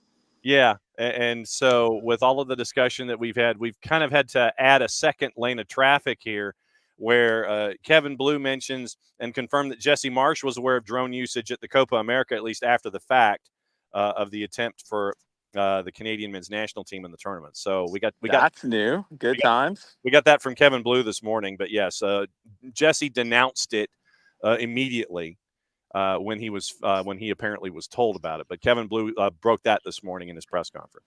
I do have one question, and we were talking about it down here on our shoot. I'll tell you a little bit behind the scenes of what we're working on down here in Peachtree City. But we were talking about a certain someone who is now the head coach with Toronto FC. Yes. Who previously oversaw the women's program and then oversaw the men's program and was kind of there for almost all of these things. Mm-hmm. And, have any questions been asked about that? Yeah. They're chasing him. He has been asked to comment, and he has yet to do so. I don't think that's going to help him very much. I think Bev Priestman tried that line, and it didn't go very well. So she just kind of ignored the question and said the boilerplate apology. And you might need to get out in front of that one, or just get ready to find, I don't know, potentially something else to do. Yeah. Because this started when he was in charge of the women's program, and then it sounds like it continued when he went to the men's program. And it's not saying that it was his idea. There's no way to know that, but it's worth a question. And it's then to follow it up, does his current employer know about this, and do they subscribe to these potential tactics? Like, it's fascinating because this started and we all thought, like, okay, this is an isolated thing. This is kind of crazy. Well, it's not anymore. No. And it crosses multiple lanes of Canadian soccer. And, I think one important thing here, and it has to be stressed, this is awful for the players because they had no choice in this. Mm-hmm. They did not ask for it. And now every result that they have earned, whether their coaching staff had additional information or didn't, because sometimes you can try to do these things and you can watch a session that you learn nothing from. But every result, since you go back to whenever the earliest instance of this being reported on, every result is going to be questioned. And that's not fair to the players who have worked so hard to make the majority of those results. Even if a coaching staff has information, and this doesn't absolve them of anything, because this is completely horrible that this has happened. But any time any coaching staff that would have this kind of information and they pass it on to their players, the players still have to execute. The players have to go and win these games. And now every win is going to be questioned. And that's a shame for those players on both programs. Yeah, and we broached that a bit before you jumped on, Jason, in that, look, this was happening at the 2020 Olympics. Yeah. And while I think it sucks for the players, like if you're talking about, for me, you're talking about stripping medals. Mm-hmm. And that's not fair to the players. You have to. But you have to. You have to think about that. Like we talked about, like it's not fair to the players, but you have to make the punishment intense enough to deter future activities. And you need to, if the reports are true and that they were doing this, they tried to get a third party to do it. He wouldn't do it, so they used a staffer to do it at the Olympics, allegedly. If that's what's happening, you gotta strip medals. Yeah, you have to start considering that. This is going to be a massive story for a while, and there's we're only scratching the surface of what it's going to turn into. Yeah, we did raise the John Herdman question this morning. I'm very eager to hear John Herdman's opinions on this. And John Herdman has had a much more colorful year than I think he intended, especially with the New York City stuff earlier this season, accusing a player of assault. And then nothing, basically, MLS coming out and saying, hey, we can't prove any of this. We can't disprove any of it. Everyone, just grow up, please. All of you, just grow up. Yeah, all I will say when it comes to that is you guys have heard about our friend Karma. Yes. Yeah. Well, that's what happens. I mean, this seems like something that was going on during his time in charge of both programs. I remember it, and I think it got washed away and everything, and full credit to Gonzalo Pineda for not making an issue of it. But I watched John Herdman completely disrespect Gonzalo after the match in Toronto, where he would not go to shake his hand. And it's very rare that you see a coach at this level act in that way, where it's blatant. And it says a lot. And all of these other things combining add a lot to it. And it's not going to go well for Toronto and for John Herdman at this point. It can't. And I'll be very curious to see what that timeline ends up looking like. Yeah, the Westhead piece has a section in it. Staff and contractors connected to the men's national team have also filmed the closed training sessions of competitors, one of the sources told TSN, adding that Canada used a drone to record a U.S. training session before a November 15, 2019 match in Florida that the U.S. won 4-1. 2 years later, Honduras stopped a training session in Toronto during World Cup qualifiers after someone spotted a drone overhead. Herdman at the time, quote, I'd imagine there's probably a lot of people in Canada that fly drones, I'm sure. And I saw that quote, and that's going to end up really coming back to get him. Yeah. That's a horrendous response to this. Yeah. And when a big team like Honduras turn up, I'm sure people are probably interested in a big team like Honduras. Yeah, when they come into our country. So I know for sure we won't be heading into people's countries too early, because with drones these days, people can obviously capture footage. You've got to be really careful. So, yeah, you've got to be careful in CONCACAF. It's a tricky place, end quote. Good luck, Mr. Herdman. I think you're going to need it. Yeah. The only reason I'm using a drone at a Honduras game is to get more footage of my large adult son, Albert Delis. Yes. That's pretty much the beginning and end of it. Oh, my God. Hey, we have Leagues Cup coming up. Yeah, we do. Like tonight. I know. Yes, it's going to happen. I'm going to be there. I'm going to be yelling on the radio. Just yelling at Christian Benteke. Probably. That's what I do. But I assume that my my recommendation was not taken, which was to place Dion and Ephra, and then bring down Noble Okello and just try and bury Christian Benteke and tall people. Noble Okello is not part of the roster, so your recommendation was probably not heard, but definitely not followed. It's probably for the best. Like I said, That's definitely for the best. Yes. We turned it into an I quit match. Yeah. You don't want that, but you do have to deal with Christian Benteke in the air, and that's gonna really have a big hand in deciding how this game goes. And not many teams in the league over the past 2 years have dealt with Christian Benteke well in the air. You're talking about a player who, these numbers haven't been taken since the beginning of league history, but you're talking about the best player in the air in the league in terms of winning aerial duels in its short history of recording aerial duels. Like, it's crazy. And it's such a crazy win percentage that it affects the game. So it gives DC a weapon that they use, and they use it in a variety of ways. And I'll give Troy Lesane a lot of credit in kind of evolving how DC plays from just purely a bomb it forward and start there. They do that, and they always have that option, but they do a good job of building up the play and creating opportunities to pick out where he is and get him into dangerous spots. So that's what Atlanta's got to deal with tonight and find a way to manage that. I know that fans have a tendency to gravitate toward Benteke when you're looking at DC, but who have been the other benefactors of Benteke doing what he has been able to do up front for DC this year?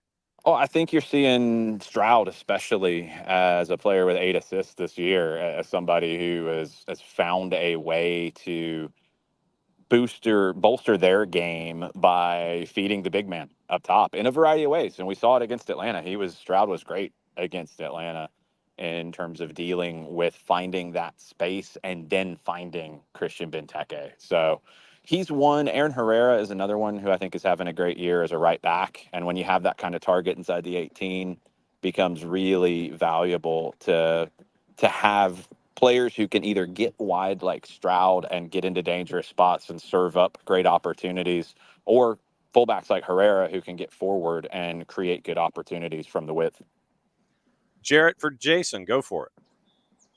Yeah, I kind of want to ask a question. This is the kind of thing we would ask, like in Sorry, American the drum line is chasing me here at Stars Mill. No, it's fine. This is the kind of question I would ask about in college football, so let's ask it here.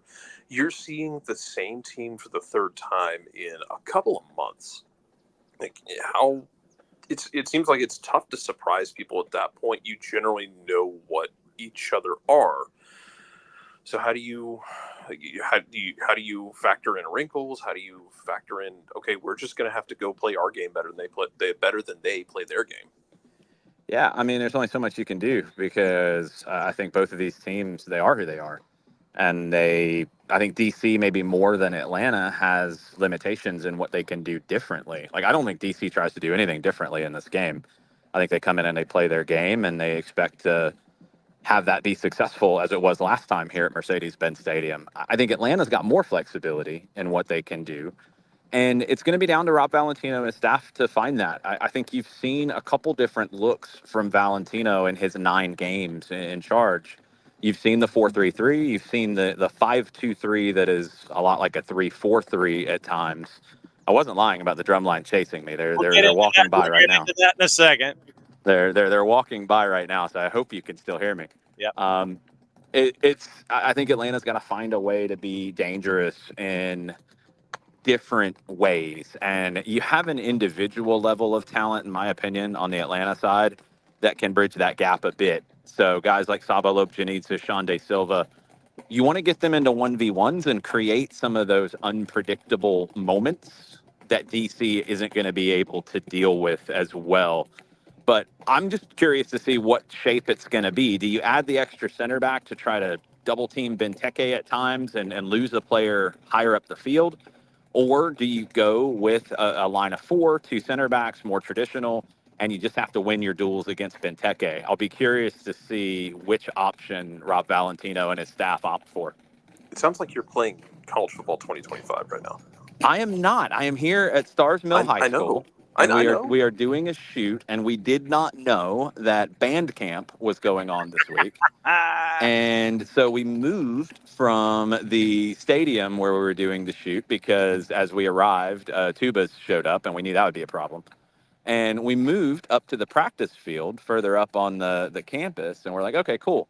Well, then we realized that the drums were not down on the field yet, and they started working, and then they marched down to the field, and now they just marched back. So our shoot has been delayed a little bit. I'm on the other end of the field from the shoot, and I'll go ahead and give you guys a little bit of a I was going behind to the say, scenes. what can you divulge here, sir? I'll give you a tease of what's going on. We have Sophia Cupertino taking pictures all behind the scenes of what we're working on here. Nick Alifi is our executive producer on said shoot. Madison Cruz is our talent. And there's an interview with a player. And I'll let you guys just figure out the dots of why we would be at Stars Mill and that player. But it's going to be a cool feature that we'll have coming up in the next couple weeks on the SDH network as we start to do more of these sorts of network things that are really cool, and I hope are well received, and I hope we can continue to grow and tell more stories like this in addition to laughing about John Herdman's future being very cloudy. God. We kind of were discussing what's going on with the Canadian Olympic team. So far, the men had their problems with friends, and the women took care of business and started that off with the trend spin out over in Paris. What have you looked at from the first matches on the men's and women's side? The men weren't as bad as the result, and I don't know if the women were as good as the result. And that's okay. Like the men, you knew the first game was going to be a challenge. I thought they were good up until the opening goal, which came against the run of play. They nearly pulled it back level and went off the post on a header that, man, I thought John Tolkien had. And then you give it the second goal and you're in trouble. The women, great spell to get the goals that they did when they got them. Then they get the red card and the game kind of peters out. So it works out really well on the women's side that you don't overextend yourselves in that game. You get a very comfortable result, but they've got to continually improve. And I think that's going to be a process with Emma Hayes. Like, it's not going to be as good as it will be later today. It shouldn't be. It's going to evolve. It's going to develop. And I'm excited with the pieces that we're seeing develop. I'm excited to see where this is going. What with this Olympic setup, aside from the U.S., so we'll be watching Canada, who is in the middle of a circus, their own creation. Mm-hmm. Who else? What other countries are you looking forward to watching at this Olympics? On the women's side, Spain, I just love the way that they play. And the game with Japan was amazing, as you would expect. That Japanese team is a lot of fun to watch as well. Aitana Bonmati is one of the best players in the world, male or female. She's just a joy to watch. On the men's side, I mean, Argentina obviously want to see how they bounce back from their chaos in game one. They might pull another VAR review today and make the teams go back out and deal with it again. We haven't gotten into that with you. Yeah. Maybe they'll call them out of their hotel rooms and make them dress again and go do that. Craziness. I mean, if everybody wants to yell and point at the U.S. for organizing Copa America, which they didn't, that was CONMEBOL. Mm-hmm. But if everybody wants to point and blame people, nothing looked as ridiculous as the end of that game on multiple levels, whether it's people rushing onto the field, whether it's things being thrown at the Argentine players, whether it's then the VAR, I guess, falling asleep and waking up and saying, oh, I should probably look at this. Oh, yeah, let's get the players back out of the locker room. Yeah, just horrendous all the way around. It was offside. And the fact that you can't get there quicker than that, and I know there were mitigating circumstances that if it's stadium control, if it's security, if it's the IOC, if whatever it is, the fact that all that happened is absurd, like absurd on so many different levels. But on the men's side, I want to see how Argentina bounce back. This is a team that historically over the past few tournaments, with Copa America being the exception, they've lost their opening game and come back to do well. Mm-hmm. So we'll see how this group does. But I'm also really curious to see how the Dominican Republic do. I mean, this is a team that's never been here. This is a CONCACAF team that we've never really talked about in terms of World Cup qualification and what things could look like. And they qualified with their U20s to get to this stage. It's really exciting. And I know people get hung up on like Nations League and CONCACAF doesn't help the US and Mexico. And it doesn't help them as much as some other competitions could, like playing in Copa Americas. But the Nations League and all the different things that CONCACAF has done has absolutely helped your countries like the Dominican Republic. And I think it's amazing. It's just an incredible story. And I really hope they do well. Jason hanging out here with us to put a bow on the week here. We had Darren Van Tassel on earlier to talk about what happened with Nick Okoto, and Nick Okoto creating Burton Albion fans now in Statesboro. Big day for League One, big day for Tormenta, where you've got teams in the pyramids overseas knocking on your door and wanting to bring your talent back to England to start the season. Yeah, I'm going to end on this one before I get back and play the role of production assistant. There you go. It's awesome, and it's what we've talked about with all of these other teams being important. You know, it's very cool that in the same week where it starts with Caleb Wiley going to Chelsea and the announcement of that and how important it is for kids growing up in the Atlanta area to see that's what my life can be. That's what I can aspire to, because previous generations didn't have that. You didn't think there was a future in the game like that. You thought maybe college, maybe. And that wasn't even feasible for most of us. And I say us because that wasn't something that I considered. That wasn't something that I thought as I was a kid growing up playing. You know, you had silverbacks, you had other things that came up, but it was never an 8-figure transfer deal going to one of the biggest clubs in the world. That was just not on anybody's radar growing up around here. So then to start there, to then end with a record transfer for USL League One, which is going to get surpassed hopefully very soon, and to see a player who started their career in Statesboro and go to England and play, you know, in one of the top divisions and get an opportunity to carry that flag of Tormenta and honestly the state of Georgia and just everything that it can be, it's so cool. It's so cool to see that, all right, there are different pathways to reaching your ultimate success in the game. And everybody's got different levels. Everybody's got different capabilities. Everybody's got different ceilings for what that can be.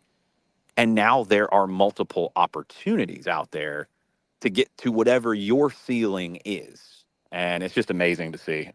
It's been a very cool week for soccer in the state of Georgia. And there's going to be plenty more weeks like this to come. Broadcast plans are very busy across the board for a lot of us this weekend on a bunch of different fronts. Yep. Tonight, pregame coverage starts at 7 o'clock. Five Stripes Countdown. Abe Gordon, Garrett Chapman will get you started on 92.9 The Game and the Odyssey app. Kickoff at 8:10 for Atlanta United and DC United. Leagues Cup Game 1. Full-time report after, as always. You can hear everything after the game as well. Take you on your ride home. And then a lot of us will be heading over to Huntsville tomorrow for Atlanta United 2 and Huntsville City, MLS Next Pro. Hopefully a little bit extra pregame coverage since we will have almost a full crew over in Huntsville for this. And we will have postgame coverage as well, hopefully with lots of cool audio, video content coming your way on the SDH network. Okay, go continue being a production assistant. Yes, I don't want Nick to yell at me. No, that'd be bad. We'll see you soon. See ya. All right, that's Jason. And Jason is on a shoot for a story that we're piecing together at Stars Mill about what's going on with one of the national teams and part of their efforts. So very, very cool stuff that's going to be on the network fairly soon.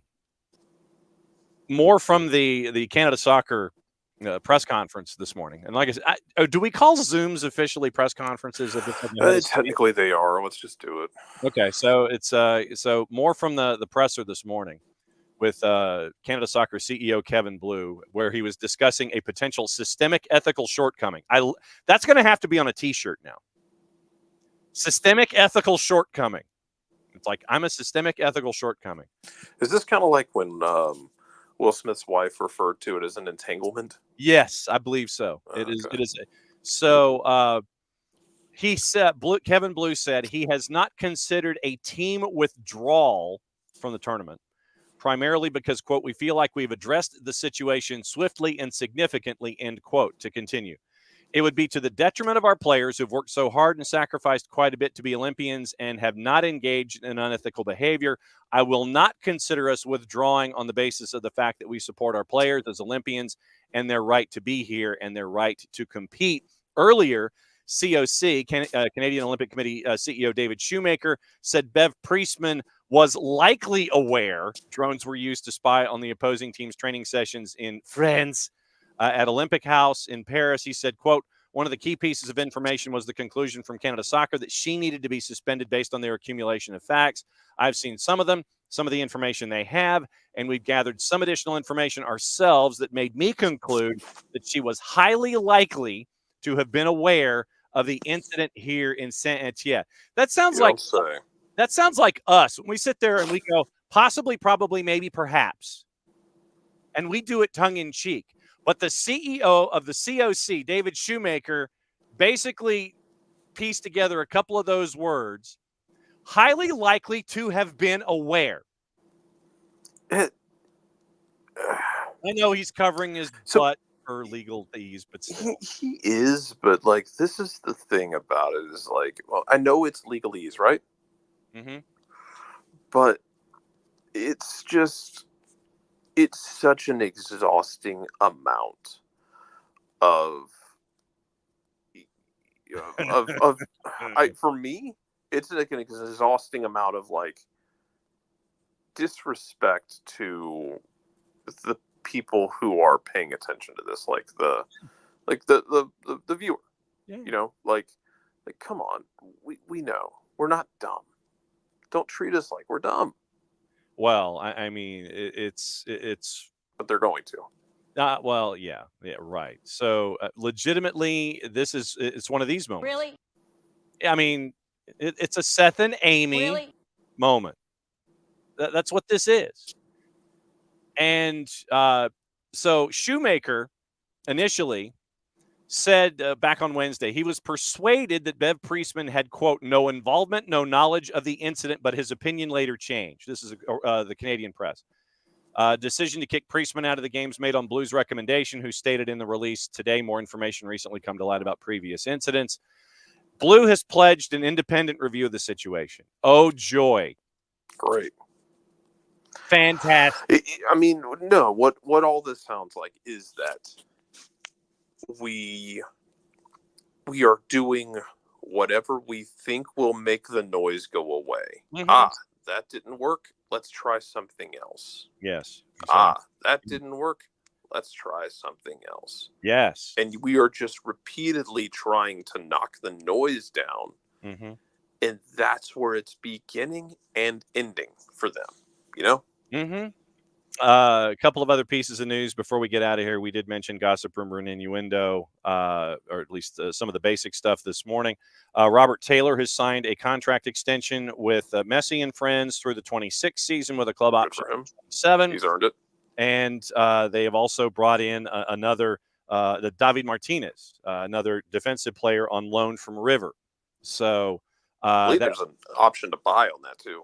Yeah, and so that's possible. And then the move for Diego Gomez to Brighton, I'm guessing that this is where all of that is being pieced together, where if they figure out the Brighton number, and Tata Martino has said, yeah, this is probably going to happen, that number is going to be in the 8 figures, so he leaves, and then you can have Martinez possibly come in and be the swap that's involved in that.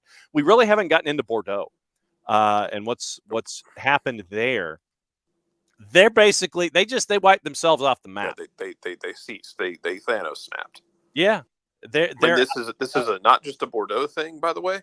Like they might not be the last French team to do this. No, we did mention about the TV deal and where the TV deal in and of itself right now, and I don't know if it's even been signed, but right now the new TV deal is a 30% drop from the rate that was previously there. If there was going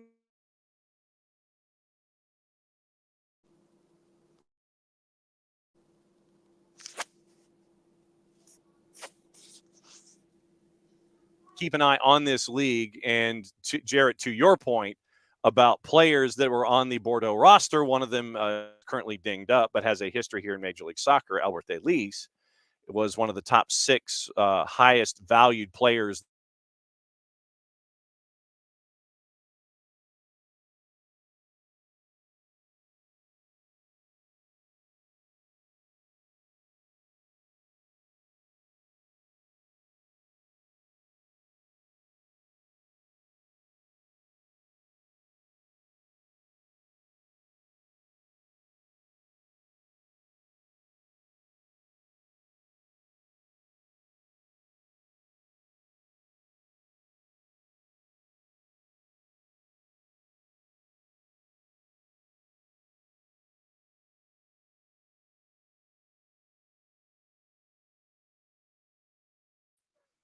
Yeah, so we'll see what happens with Bordeaux. And what basically happened is Bordeaux was like, we got a 2-week extension to see if we can stay out of the 3rd division. They were relegated to Ligue 2, for lack of a better phrase.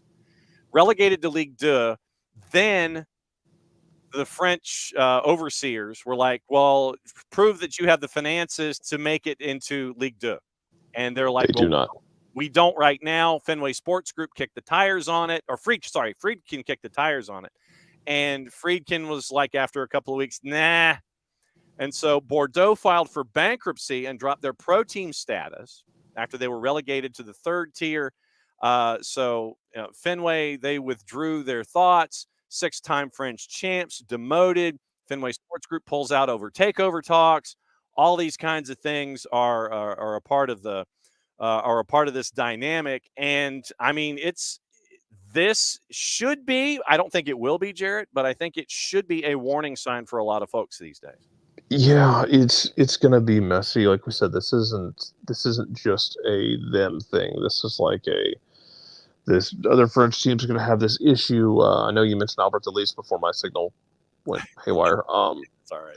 Elise is an interesting animal too in all this because I don't think he's actually played since he had that horrific injury where he had to be put into a medically induced coma. I think he's just been training off to the side. Yeah. So you got to wonder what's going to become of him. Mm-hmm. Speaking of Honduran national team players, yeah, man, like this is going to create like there have to be at least a couple players on that roster who can contribute at a professional level at other areas. Like this is going to create an influx of players on the world market who are available on freeze, and let's see what happens, man. Yeah. Gossip, rumor, and innuendo, what to watch today. Caden Moore. Oh, what about Caden Moore? 17-year-old center back joins Atlanta United 2 through 2025. Homegrown, January 1st, 2026. Atlanta United 2 has announced that it signed Academy defender Caden Moore to the 2025 MLS Next Pro season. Moore will become Atlanta's 22nd homegrown signing effective January 1st, 2026. Nice. Not a surprise. So we'll go ahead. Really impressive season for him. We'll go ahead and give him this.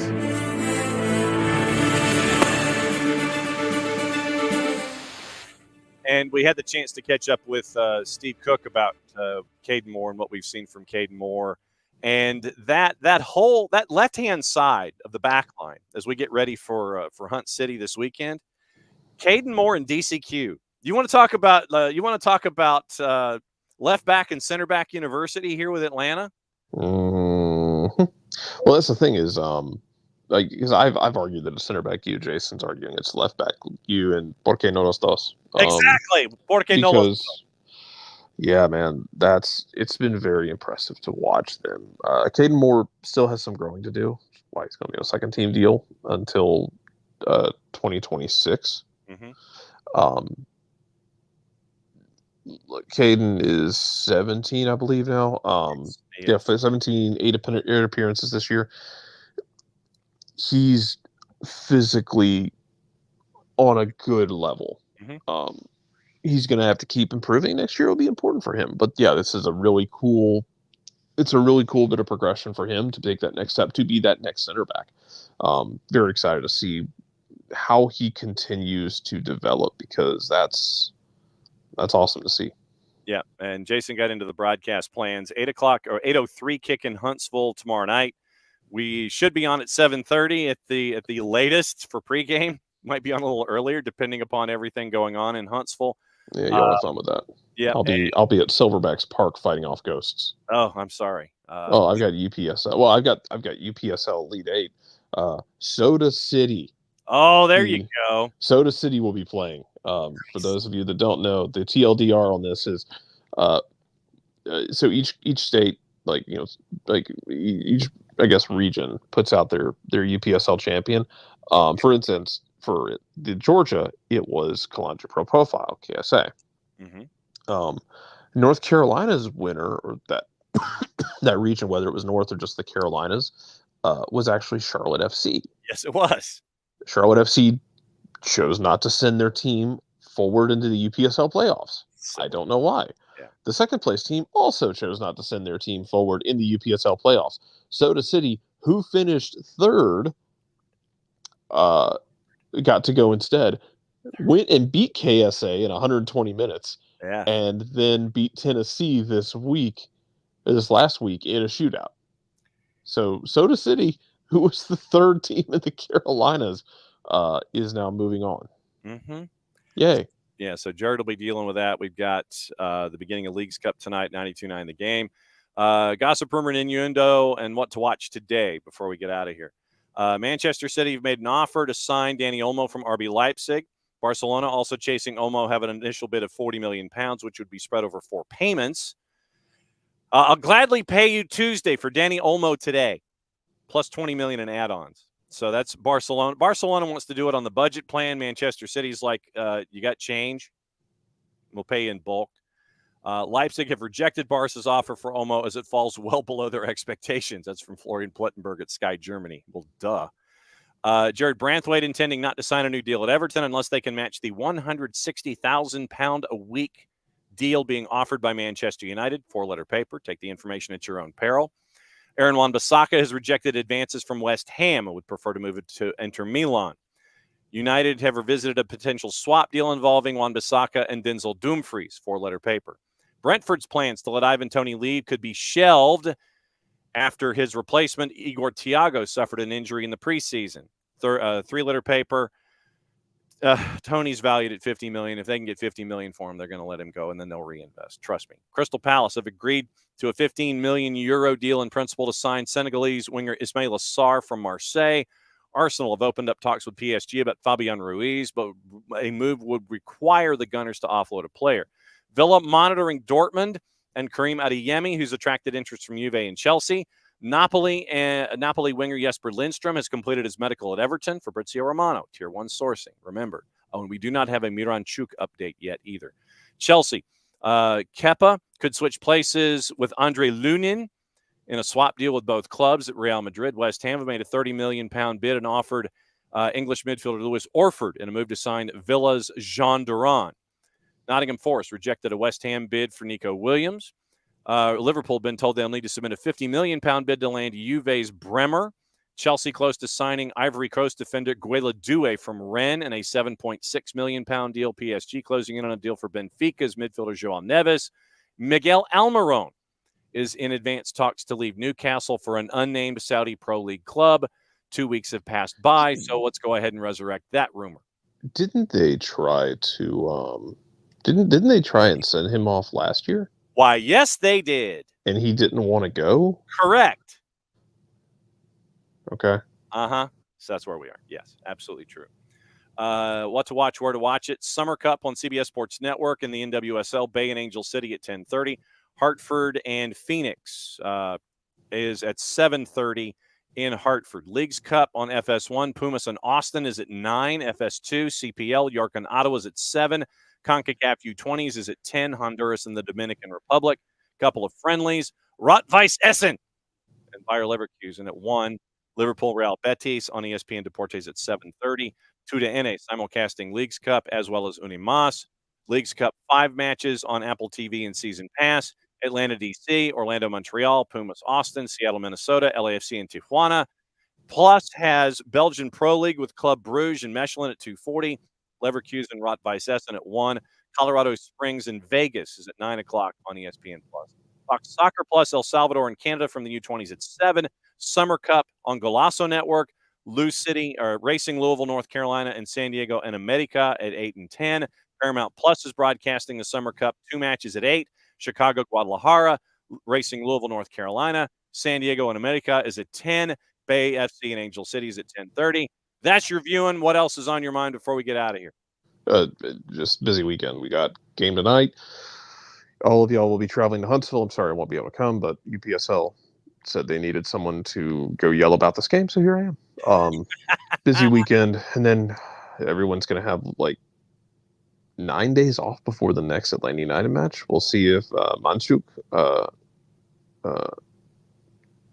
actually goes down, and then we'll see as the window develops if Atlanta gets linked to any more DPs. So again, please check and make sure that it's Fabrizio Romano or any of your other tier 1 sources, and not like somebody just taking the piss in their mom's basement wearing underoos. And by the way, England has brought in their own chef into the Olympic Village because the food apparently is not being cooked completely. Yeah, and also the transit people are on strike because the French are like the world champions at striking. Yes. So, yeah, it's kind of funny watching this all happen. Yeah. Once again, great show. Thanks to Darren Van Tassel for Tormenta to check in on a very, very big day from them. Thanks to Scott Wells, the head coach at Asheville City, as they get ready for the round of 8 in USL League 2. USL League 2 show coming out a little later today, as well as our NPSL Final Four preview and our look at MLS Next Pro as we get ready for Asheville. What else? Greg Garza fighting the Mosquitoes, and our friends at Beyond Goals Mentoring for the Friday Free Kick. Jason, who is PAing on a shoot for the network on a great feature that we're piecing together for the video side of things. And Jared, it's always great to have you come in and crash and let everybody know what's going on in your part of the world and come and hang out as you always do. It's always fun to have you here, my friend. Always fun to be here to yell about Canada. Yes. Yeah, we're going to yell at Canada some more, I'm sure. And do not be surprised if early next week, as things continue to grow and evolve, that we try to bring in some voices from there, probably on Tuesday, to let everybody know what's going on. So Leagues Cup tonight, 2's on the network tomorrow, live from Huntsville. It's going to be a fun weekend, going to be a very, very busy weekend, and we will cover it all here for you on the morning show. So for Jason and for everybody else, Jarrett, since you're here, go ahead and whistle us out.